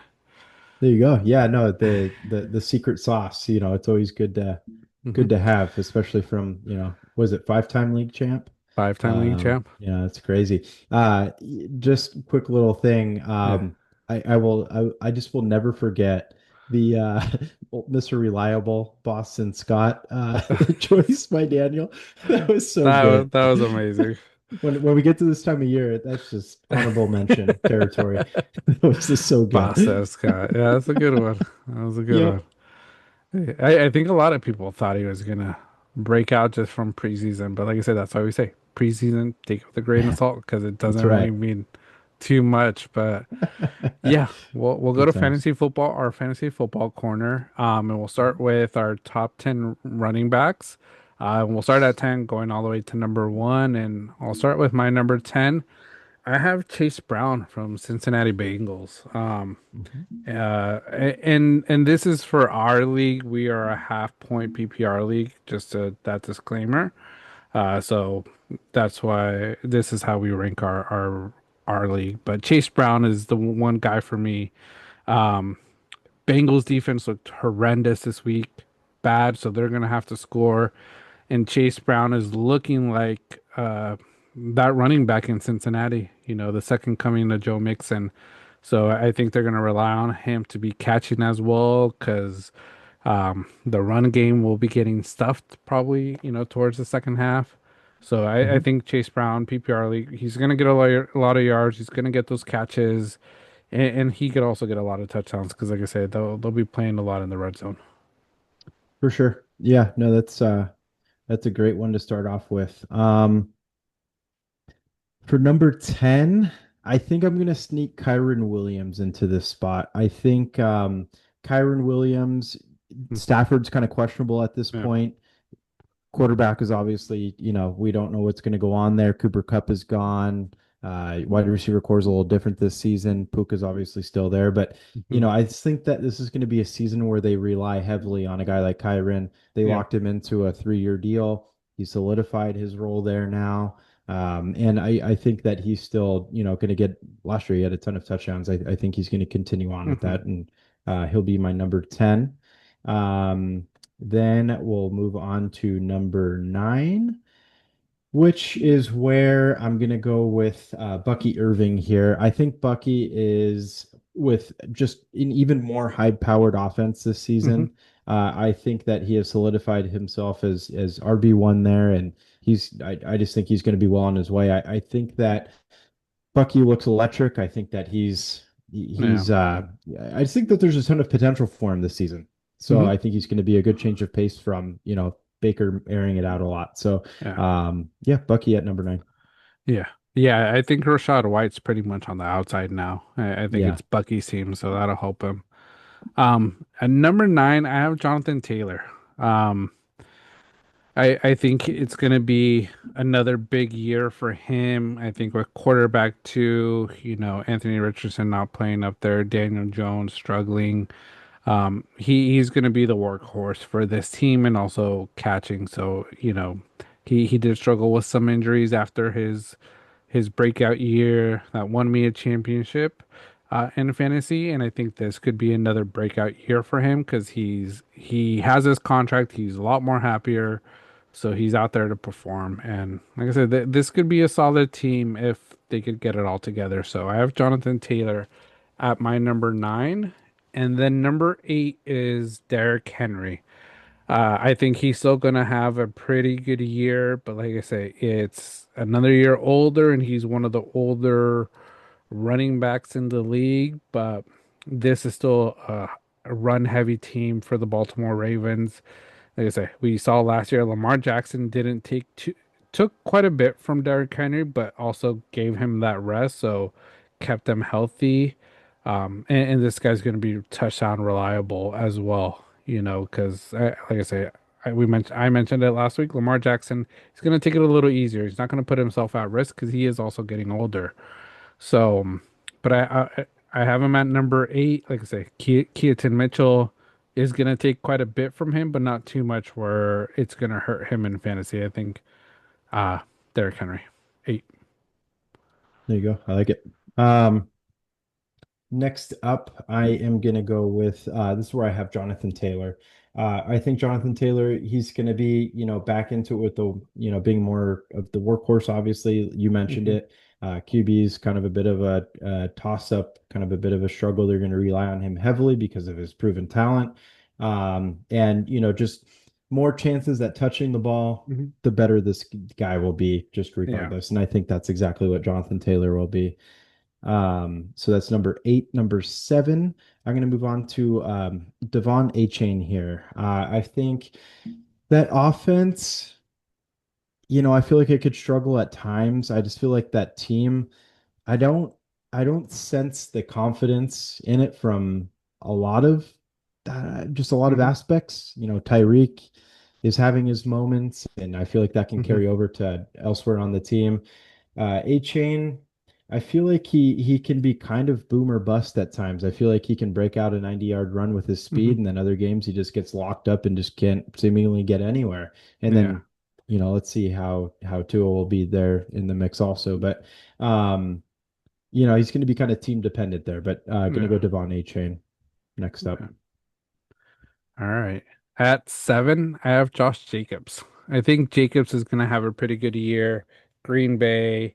Um, he had a good year last year. I think the change of scenery for him from I still say it sometimes from the Yep. Raiders was good for him just because of that whole team, the way it was built around him in the past. It's a lot better team now with Pete Carroll.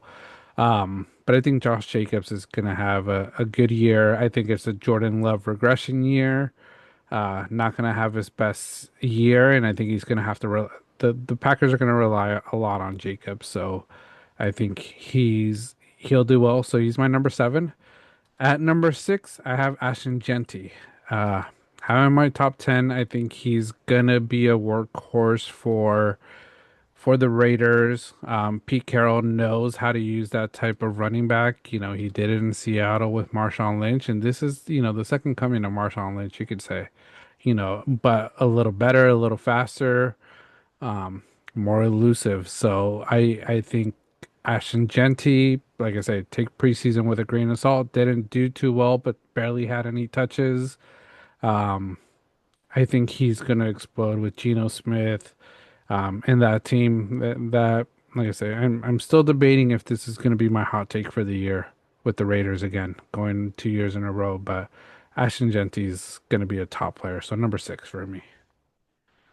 All right. Number 6 is we're going to go with Derrick Henry. I think that he is literally Mr. Reliable. I think Hmm. that he is still going to be a beast. He's just, but again, you bring up some good points that there could be, some other threats to, how much workload he gets. He's getting older. This is a guy that they want to preserve because, they're absolutely in win now mode more than Hmm. ever. So, there. And then you have a guy like Keith Mitchell that will hopefully be Yeah. healthy this year and could be an electric change of pace for Derrick Henry. And then, of course, you have an elusive quarterback that, Yeah. poses a threat too. So, number 6, I have Derrick Henry. Number 5, this is where I have Ashton Genty. I completely agree with the sentiment that he's going to be the workhorse back. He's that rookie that is just going to be an instant plug and play in fantasy. Hmm. Of course, you're going to hope with he's gonna have those breakout games where he's running for a buck 50, but Hmm. just I feel like off of sheer touches, Hmm. that's where Genty's gonna thrive. He's gonna get so much opportunity. Hmm. So I think Ashton Genty at number 5 is good, and hopefully he bumps up from there. Yeah, no, for sure. At my number 5, this is where I have Devon Achan. I think this is gonna be a boom of a year. I do think Mhm. he is boom or bust, but I think they know to do well, they have to keep Tua healthy. So the way to do that is gonna be with a run game and those dump offs. And I think it's gonna be, Achan who benefits from this scheme that they're gonna do. Because, like I say, they have a solid team. If they keep Tua healthy, they have Tyreek, they have Waddle. Um, so I think A10's gonna get a lot. And like I say, in our half point PPR, he's gonna get, I'm thinking 5 to 6 opportunities to catch. So that's already 3 points there if he catches all of them. So that's why I have A Chain at 5. And then at 4, I have Saquon. Um, Bumping him down a little bit. I think I'm gonna say it, Madden cover. a little scared. Uh, Someone's on the Madden cover, can't really rely on them too high. But he's still going to be one of the big pieces in Philadelphia. But, I'm curious what Philadelphia is going to look like if they're going to be doing the run or if it's going to be a lot more on Jalen Hurts this year. So, um, I'll say Saquon's only number four because of the Madden curse. I think I'm just a little weary. I'm superstitious like that. I literally did the same exact thing and have Saquon at number four for those exact reasons. Don't really have to elaborate much more than exactly what you said. Madden curse is a factor. Don't know what else the offense will do. I think he'll Mm, still have a great year, but yeah. yeah, it's a thing. So Hmm. Saquon, number four. Then guy coming off of the Madden curse. This is where I have Christian McCaffrey. Hmm. CMC obviously could be far and away number one on this Hmm. list as long as he can stay healthy, which he has so much trouble doing. In camp, he's looked great. He's looked phenomenal. There's no questions really about the Achilles, knock on wood, Yeah. as a Niners fan. Everything seems to be good from things I've been hearing from Hmm. fantasy doctors on TikTok. They're saying, that he's had plenty of time to allow that Achilles to heal and kind of get right for this season. He obviously went to Germany last year to get some injections. Hopefully that Yeah. increased the healing process. So that's why I have CMC at number three. Very well could be number one this year. Yeah. Yeah, I'm in agreement. CMC, he's my number three. I think a year off pretty much has helped him recover everything he's done to get better. I think he I think he has 1 or 2 good years left, and I think he also knows these are must-win years for the 49ers. And the other factor is there's not much more after CMC. Like I say, wide receivers, it's very unknown what it's going to look like. Brock Purdy, you guys paid him, so you guys have the trust in him. Not gonna be so negative with Brock Purdy. I'm trying to change my way with Brock Purdy. But like I say, but the wide receiver core, like I say, it's so unknown what it's gonna look like, who's gonna be starting. Um, so McCaffrey's going to be one of those big workhorses, and I think they're going to use him well. And when he's on it, like you say, he could be the number one running back for the year. Mhm. So I have CMC at number three, and then at number two, I have Jahmyr Gibbs. I think he's going to follow up another great year. Lions are going to be a great team. Jared Goff is one of those QBs that just dumps it out, and so Jahmyr Gibbs is going to be getting a lot of the receptions. Um, I'm curious what that team's going to look like with David Montgomery. Um, I think Montgomery is going to lose a little bit more touches because I think they saw Jahmyr Gibbs could handle a full season's workload, and he is just quicker. I think Montgomery might hurt him a little bit with the goal line, because he is a bigger back.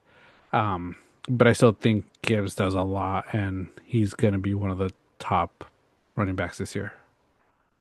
Completely agree. Yeah, I have Gibbs at number two as well. I think that, like you said, Gibbs Hmm. proven he can, take on more of a workload. His speed is just out of this world. Hmm. At first it seemed like he was a questionable pick for Detroit, and then Hmm. he's like just by far and away Yeah. proven otherwise. He's been outrageous his first few seasons in the league. So, yep, Gibbs there at number two. And then before I go to number one, John, Hmm. Shanahan saying he's expecting Ayuk back by around week 6. So it's going to be some Oh, time. sometime. Um, Okay. yeah. So, yep, still, not much optimism at the moment Yeah. with that wide receiver core. CMC is going to be needing to be relied on. Hmm. Then number one, probably a lot of people's consensus, Bijan, Bijan. Bijan, right? I think he prefers Bijan. I think Bijan. Yeah. Yeah. I just he's great for PPR. I Hmm. think that, with Penix now taking on the starting role, it's going to be more. I think it's going to be a better offense. I Hmm. think that offense is going to flow really well. And I saw a clip of his cuts he had at camp. and Hmm. just like in a cone drill. And I it looked like he was flying. Yeah. Like it just the way he cuts back and forth. I don't think I've ever seen anybody cut it up like that. And I think it Hmm. was Saquon before last season said, "Who do you think is the next big thing?" And he said Bajan, and Hmm. he mentioned his cutting ability. Hmm. And I don't think I've ever seen anybody quite cut like Yeah, that. no. Maybe you have a guy like Barry Sanders way back when, Hmm. but he looked it looked I don't know if this is the right word. It looked angelic from a football stance. It's so clean, the transitions, the way it is. It's smooth. Like I remember there were a few games last year where they had the overhead cam on him and how he was cutting it just looked so nice and Yep. just like a nice perfect wave. It was like, ooh, Majestic. yeah. Yeah. It's insane. Yeah. No, yeah, I'm the same. Bijan Robinson at number one. I think it's going to be a better team. Penix is there. Like I say, they're always the NFC is a little not the hardest division, compared to some AFC teams. So he'll be getting his and like I said, Penix is going to be a difference maker. He's going to open up a lot more running lanes for Robinson. So I think they know what they have and they know they need to use him. And like I said, they have a solid team around him. Drake London. So we're not going to do tight ends, but Kyle Pitts, this could be a Kyle Pitts emerging season with finally a decent quarterback, and Hmm. overall team. But I'll let everybody else pick him first. Yeah, no, exactly. It's that continuous trap, and it's like, is this the year we see Kyle Pitts? But yeah, no, I Yeah. good top 10 there. Hmm. It's running backs have made the comeback, after a Yeah. brief stint away from being relevant. But yeah, no, it's Yeah. RB heavy. So much talent in that at that position right now. Hmm. Yeah, there is a lot of talent there. Um, and like I said, there's a lot of other talent lower that we'll probably mention in our sleeper picks in a few weeks. So, Hmm. like I said, we'll share that not in the top 10, but still will be up there and could make it into the top 10 by the end of the season. Um, Yeah, yeah, mhm. definitely. Some good honorable mentions will be up there. Yeah, for sure. But next week we'll do our wide receivers. Wide receivers, I think this one will be a lot tougher too as well. There's a lot of great wide receivers, and just Oh to yeah. pick the top 10, um, eh, the first few might be hard, but interchangeable, I think, between 1 through 10. Um, so I we'll agree. do that next week. But we'll go to our next take, and that's our pixel gaming. We haven't done too much pixel gaming for a bit because there hasn't been too much gaming news, but there's big news and big previews this week or this past week. Battlefield 6, and we're calling it the COD killer. Hmm. Because it looks amazing. If you've seen a lot of, the streamers, people playing it, getting our early beta access, it looks like the old Battlefield that we loved before Battlefield Hmm. 5. That was a bit of a shit show, but had its Yep. moments, but wasn't what we always liked. Definitely. Yeah, no, it looks like it plays super clean. And I think that this is exactly what gamers have been asking out of Call of Mhm. Duty for so freaking long and not Mhm. getting. But Yeah. Battlefield 6 looks like it's bringing the simplicity Mm. back. Yeah. We're asking for, a first person shooter Mm. that just, is focused on the level Mm. of, Mm. gameplay, the Yeah. style. We're not asking to run sideways off of walls. I've never asked for that. No. I think the new Call of Duty coming out is going to have that feature, and it just disinterests me even Yeah. more. I'm just not a fan. It's like, let's focus a little bit less on, skins of the game. Let's focus Yeah. on the gameplay. And that's Hmm. exactly what this is. The sniping looks super clean.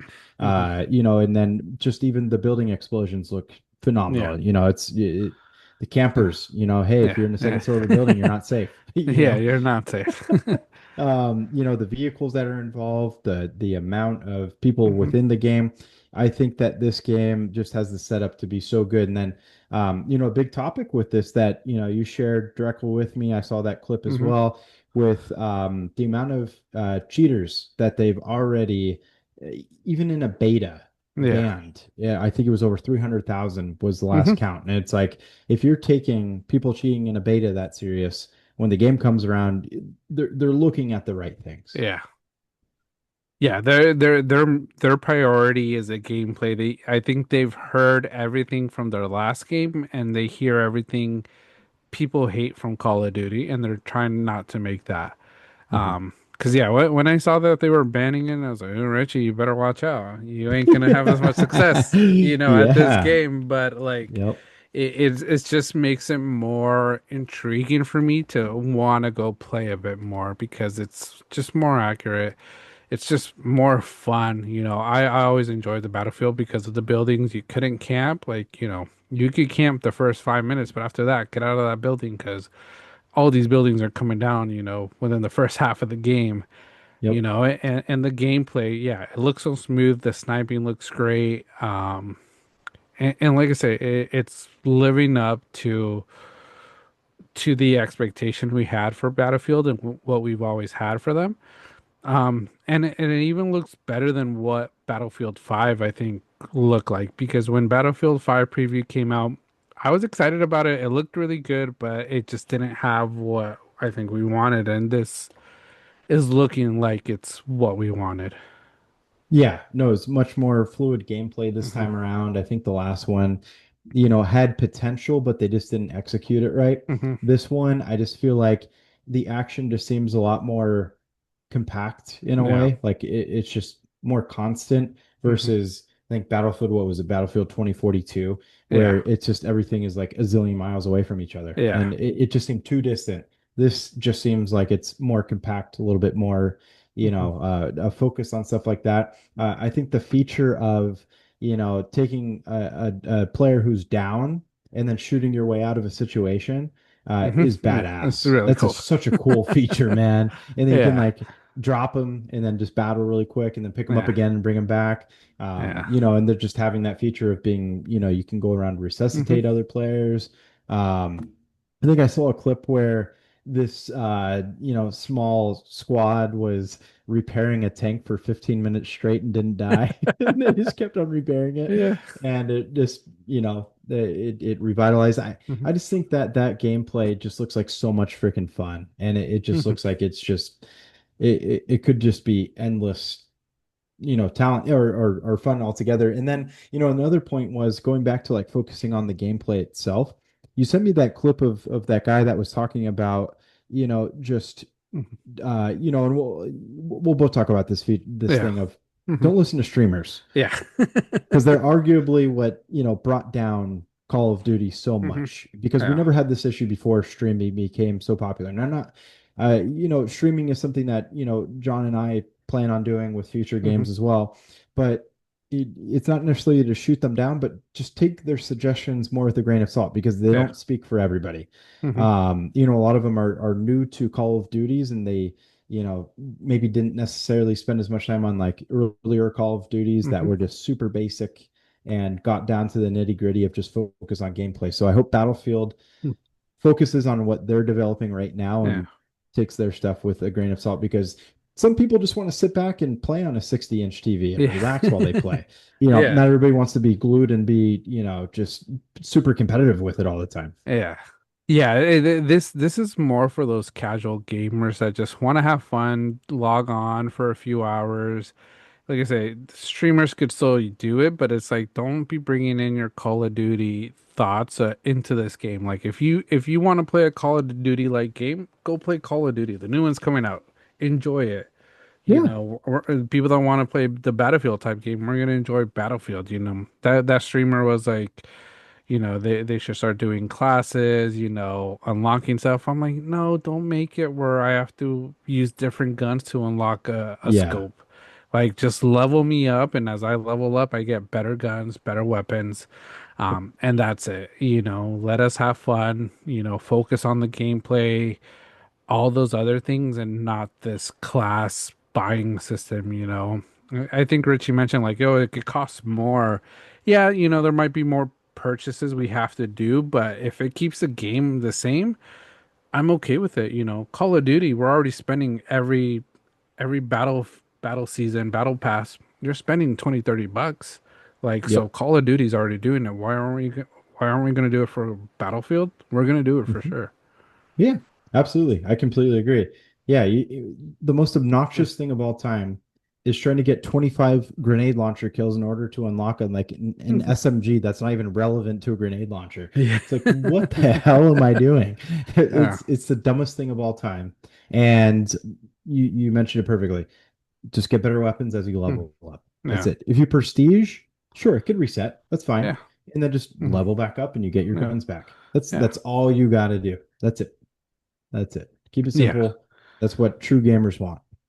Yeah, like keep it simple. Like I said, the skins too. Like I understand having skins, but sometimes I don't really care about the skins, you know. The Yeah. Call of Duty just overdoes it with some of them, and some of them are just so ridiculous. Like they're fun to get if you have the points and or just need to spend it on something, but it's like I'm not going out of my way to spend $20 on it. Like just give Yep. me the normal skins, quick things I could unlock with levels, things like that, but you know, don't focus on that. You know, it's cool to see like the John Wick ones, the Beavis and Butthead, like great, you know, it's fun for those 2 days, but then after that, you don't really care about it anymore. It makes no No. difference. Not at So, all. Not at all. And then like I saw a clip of like I think they started off with a Call of Duty thing where you're examining like a gun that has a blueprint that you can it has like a roller coaster on it. And mhm. then they like went away from that and then they showed like a montage of somebody sniping in Battlefield 6 and it just looks night and day. It's Yeah, like, dude, yeah, they're focused on the wrong things with Call of Duty. yeah, So it looks like it's on the right path and I hmm, hope that this beta just transitions seamlessly into the actual yeah, game, which is released in October, I believe, is what hmm, it's looking like. Can't yeah, get here soon enough. no, yeah. There's a few more beta weekends, I think. Did you get a chance to go in and try to play it, or? I didn't, not this past weekend. I think they're going to have a couple more weekends coming Hmm. up, right? I saw the Yeah. wait list was Oh for yeah. some people like in the 20,000s. Like Yeah. it was a lot of people getting Yeah, on it. there's a lot of people I saw. Um, Did you get but on? no, I didn't get on. I think I've Mhm. been busy. So I hope to maybe try to get on this next time. Yep. But I don't know if you sent me the video or someone else or I saw it somewhere, but they're also, you know, sort of gonna limit like the how do I say it? Not the sharing, but how do you play? You know, you we aren't gonna be playing with those, you know, try hard PC gamers, you know, when we're Yes. playing on console, which I think it's another good difference because, like I say, on PC, I think you always have a little bit of an advantage to console players, to the remote players, and Yep. nothing against it. You know, if you're a PC player, kudos to you. You know, you have that type of computer to play it, and you know that's what you're good at. You know, but let's sort of separate it because it does make a big difference. It does, yeah. Because if you get teamed up against like PC players in Call of Duty, you're screwed. Hmm. Like it sucks. Like just the fling of the mouse and they're already Yeah, zoomed in on you. It's brutal at times. yeah, So to get away from that, I think is going to be awesome. And hmm, focus on console versus console. hmm, Keep the playing field equal. yeah. Yeah, so I'm excited about that. Like I say, that's video games. I think this is gonna hold us over until GTA, Hey, you they know. committed. They committed They to May. committed. Yeah, So they announced it. If Rockstar puts out that date, then fingers yeah. crossed. That, They that's committed. that's the day, you know. So I think we're getting it in May. This is gonna be the next big thing to sort of keep us afloat. I don't Yep. think there's any other video games that are coming out that are sort of um gonna I'm keep us hearing in. Madden's playing really well. Okay. Like we've already kind of talked about this where, Mhm. this is Madden's kind of last real kind of Yeah. chance. In evidently it's playing really good. Even with people Uh-huh. that are kind of not big fans of Madden, don't Okay. want EA to hold on to it anymore. Hmm. They are kind of low-key advocating for it. So, Okay. maybe that could be good. Hmm. Don't know if it's enough for me to buy it because I did see. I've seen so much bad stuff about NCAA football 26. A lot of Yeah, people are saying it's a literal copy and paste. yeah, So, that's what I'm you know, hearing. kind of a waste of, $70. Yeah. I think the one bit other big game that's coming out, I'm looking at all the game releases. September, Borderlands 4. That's a Hmm. game I've enjoyed playing. I know Fat Boy, he plays it as well, so it's a Yep. game that I may consider getting as well, just to sort of when nobody else is online to play something other than Battlefield. Yep. Let's see what else. Dying Light, that's a game I liked. I don't know if you ever played that. I don't think so, Um, but the name sounds familiar. I might have seen it's, clips it's of like it. the zombie game, the first person where you're like jumping across buildings. Okay. So Okay. that was a good one. Um, and yeah, it looks like that's about it that I could Remember really they see. tried making a zombie game that was supposed to be kind of close to a free roam, kind of like GTA, and it just was a total flop. It was a Yeah, great concept though, and I hope somebody tries to bring something like that back. Um, yeah. There's been a lot. DayZ, that's one that's on PC that's really good. I don't know if you mhm. ever played that one or seen I have videos of not. it. That's a good Mm-mm. one. I think Dying Light was supposed to be a big hit. That Okay. was one that struggled. Hmm. Um, I think they need to make a new Resident Evil. That's always a good zombie game. Yep. I always like that. Dead Island 2, also, that was one that I think was supposed to be big, but it didn't live up to the hype of the first Yep. Dead Island, which I always enjoyed Dead Island. Yeah. Um, I'm looking at zombie games. Dead Space, that was a good one. Did you ever play Dead Space? I've played part of it. Yeah. That one's Freaky game. freaky, yeah. At Yep. night. In the Oh dark, I yeah. remember. Yeah. That's the only way you got to play Yeah. it. Freak out a little bit and take breaks, but you'll get Yeah. through Gears it. of War was like that at times for me too. I think Yeah. that's why I enjoyed it so much because the campaign was such a thriller and Hmm. you play it late at night on a Saturday in high school. Yeah. Nothing beat it at that time. Yeah. But yeah, so those are the games that are coming out. I think that we're excited about. I know there's people that do a lot more gaming content and do a lot more gaming. But Hmm. like I said, I would say we're probably more of those casual fans that look for something to get together with friends, hang Yep. out, especially once we get older and start living across the country. It's the one way we stay connected. So, Right. um, Battlefield, I think, will be a big one for us. We'll see if everybody gets it. I don't know. I think Uh, Fidel's looking like it now because Anna, I keep saying it. I think it's gonna be a COD killer, and he just craps on it every uh, time. And I'm like, no, I don't know, man. We'll see. You can't tell me uh, COD's good. You can't tell me COD's good right now. no, he So I complains think about it all the time. yeah, I We all know. do. Yeah, exactly. I'm surprised that he's standing by it so much. Yeah, But never. Hey, you never know. But we're definitely believers in Battlefield. We yeah, bought the last one, even though it was kind of a flop. hmm I do think that this one will yeah. be a lot better.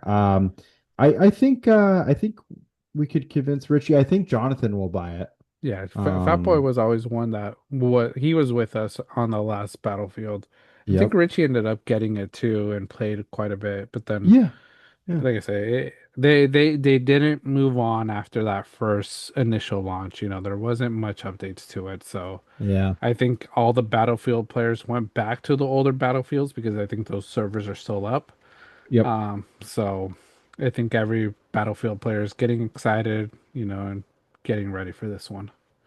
For sure. Yeah. No, if it's playing well enough and we're that adamant about it, I think guys like Fidel will buy it just to team up Yeah. and have Yeah. fun. Yeah. He'll buy it. Well, Yeah. we'll convince him to. Yeah. Yeah. He'll be a naysayer at first and then he'll be like, yeah, Yeah. you're right. It's good. No, for sure. But yeah, that's Pixel Gaming. Like I say, there's some gaming coming up, so we'll continue talking about it as we see more of those Hmm. beta weekends, and if we get a chance to play it, we'll let you guys know what we think and how we liked it. Um, and one of the last things I sort of wanted to bring up, ChatGPT. You shared a video with me Hmm. as someone selling stuff through ChatGPT, where they took a picture and told ChatGPT they wanted to sell it for how much, and it gave ChatGPT. And from the way I saw the video, it gave step by step what it was doing. Hmm. Looking for something similar, posting it online, writing it, posting the picture that you shared on Chat GPT, and then also remembering how much you wanted to sell it for and putting that plus the shipping. Hmm. So, you know, I think crazy that Chat GPT is already doing that and they're developing that into that system, but also I'm just like, what's next?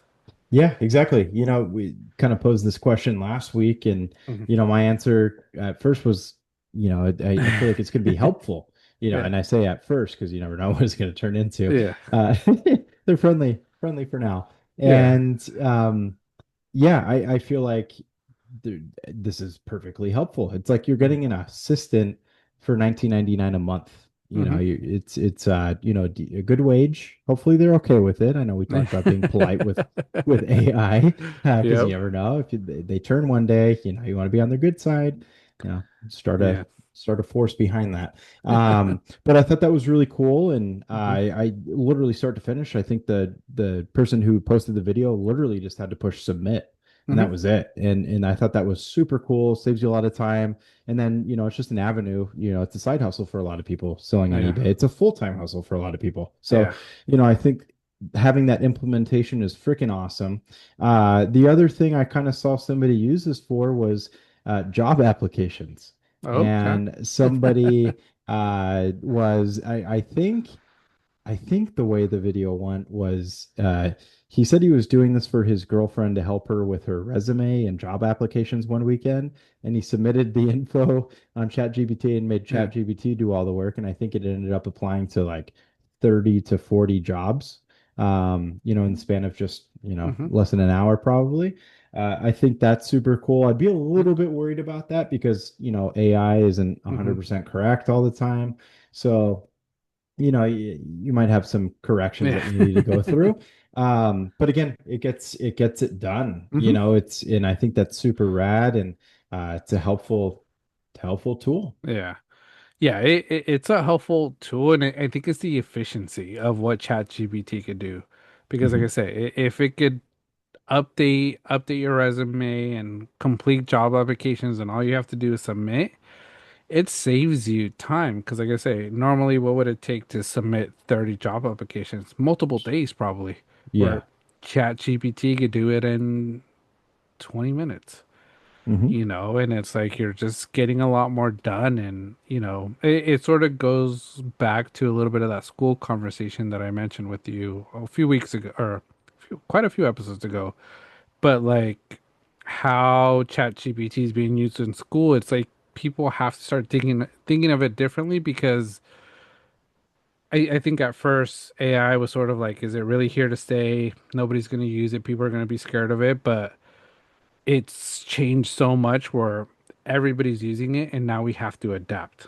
Yep. Schools have to adapt of how they're teaching their lessons plan related to AI and how to use ChatGPT, as a tool instead of as um, something that's going to harm education and learning. How are we going to use it efficiently to complete job applications, sell stuff, for businesses? It could help a lot. Like I say, it helps us with our thumbnails, pictures. Hmm. Whereas normally, I think when we started podcasting, I was doing a lot of hand drawing where I don't mind it. I enjoy it, but that took more time. Or if I tell ChatGPT exactly how I want it and make edits with it, it might take 20 minutes compared to multiple days. Absolutely. Yeah. No, it's a great tool for that. There's no harm, no foul, and just, Hmm. using things your better ability to focus on Hmm. other aspects of, what you're creating. So, I think that's super cool. And oftentimes it's really fun to do, to see Hmm. what AI can come up Yeah. with. Uh, I get a kick out of that, and I know you do too, John. Yeah. But that's an awesome tool for it. Kind of other things that, yeah, that I've been kind of thinking about is things like marketing. Hmm. Like, hey, can you give me a posting that way I can, post this on, get our name out there for our podcast, blah, blah, blah.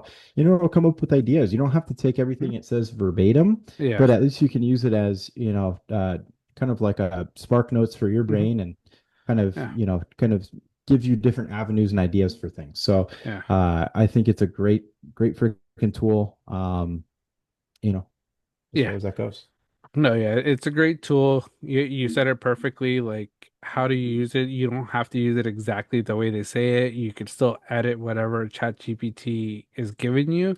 And like I say, Hmm. for me, the way I like to use it, it's my outline of whatever I'm doing. I'm using it to sort of guide me, but I'm still putting a lot of my own stuff into everything I do related to ChatGPT. So Right. use it as a tool.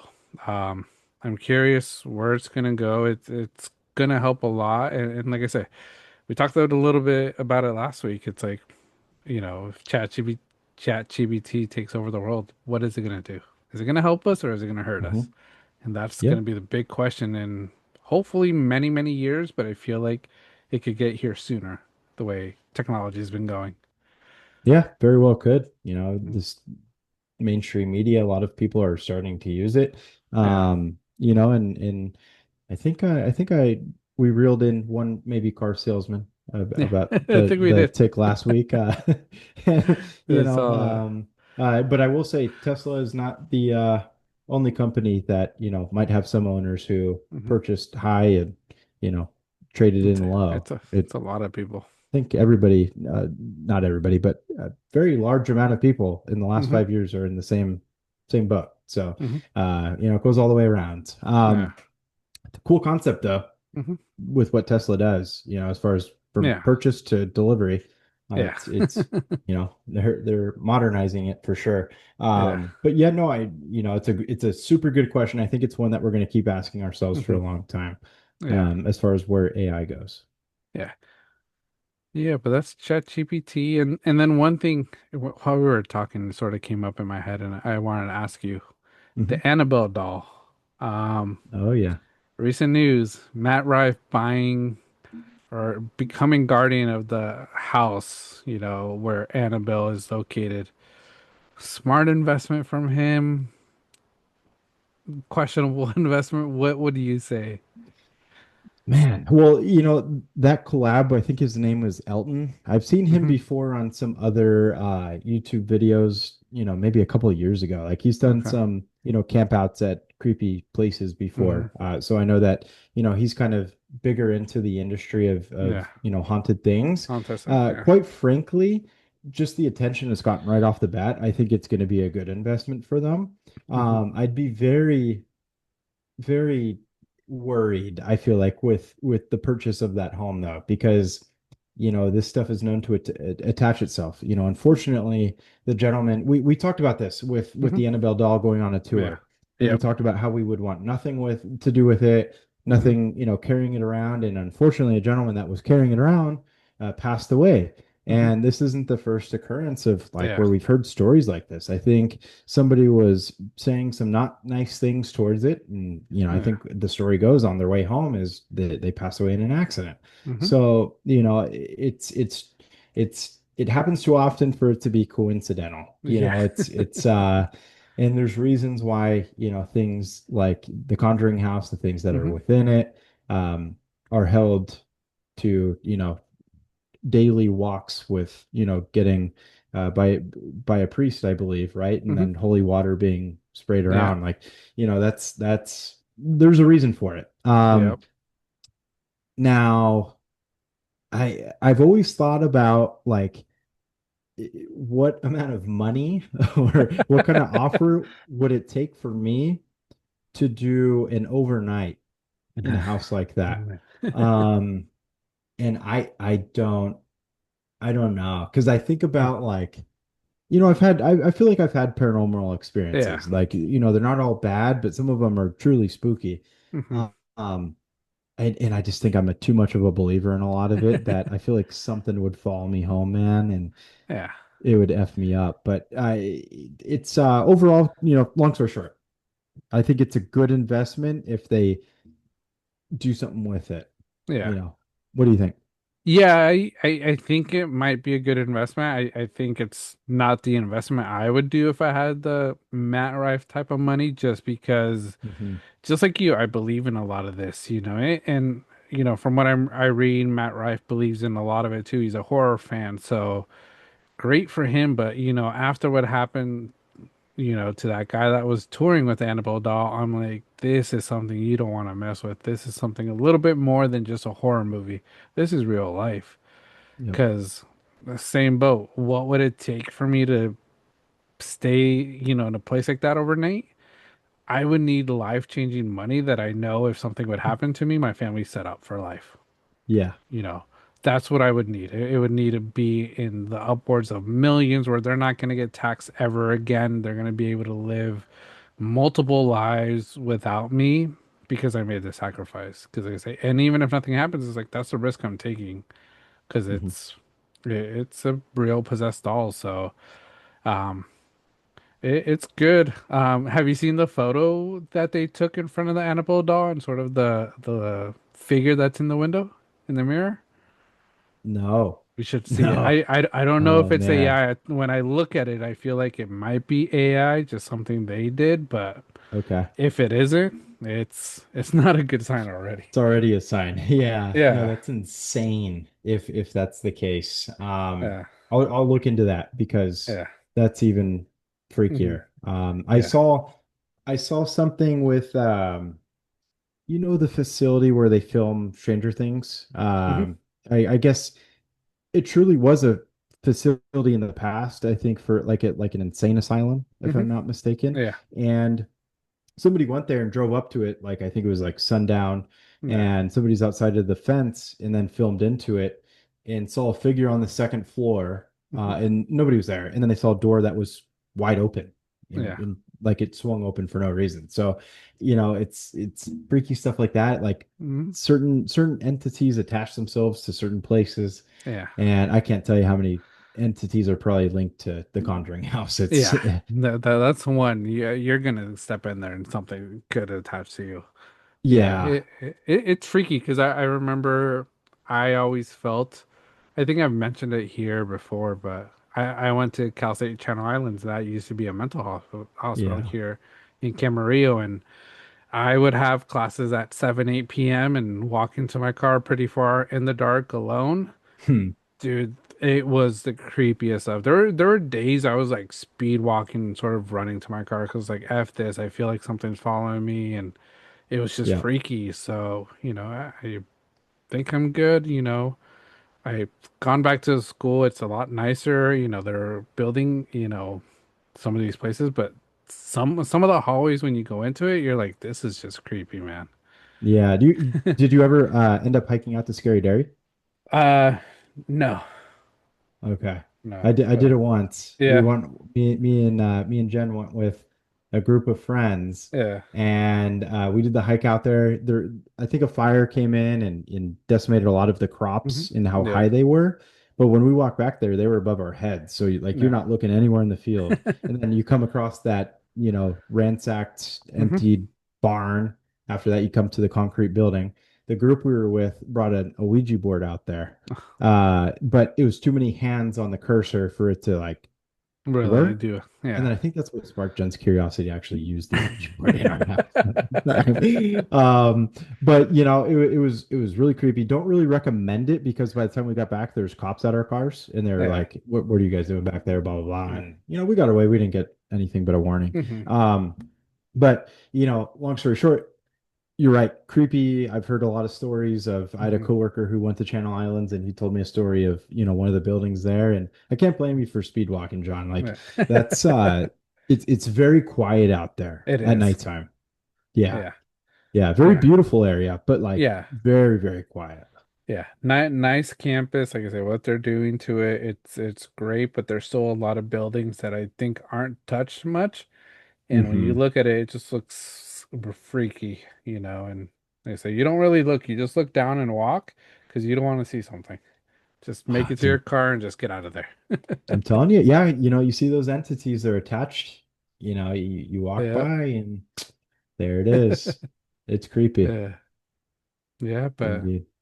but that's this week's episode. As always, we're building something here with Banter on the Rocks, real talks, good laughs, good convos, unfiltered takes too. So Join us by subscribing on our YouTube channel, Apple Podcasts, Spotify. Follow us on TikTok, on our socials, watch our clips to see what we're talking about for the episodes that week. And then just watch us, online. We appreciate everybody that's been following us, watching us, joining us on lives, joining us anywhere that we do anything. So thank you guys for continuing to support through 50 episodes. Absolutely. Yeah. Going to continue at it. It's crazy how quick 50 went, came and gone. Yep. But having as much fun as day one on this. So Yes, for sure. thank you everybody for continued, viewership and Yeah. help Yeah. along the way. Thank you. And we'll see you guys next week. Peace.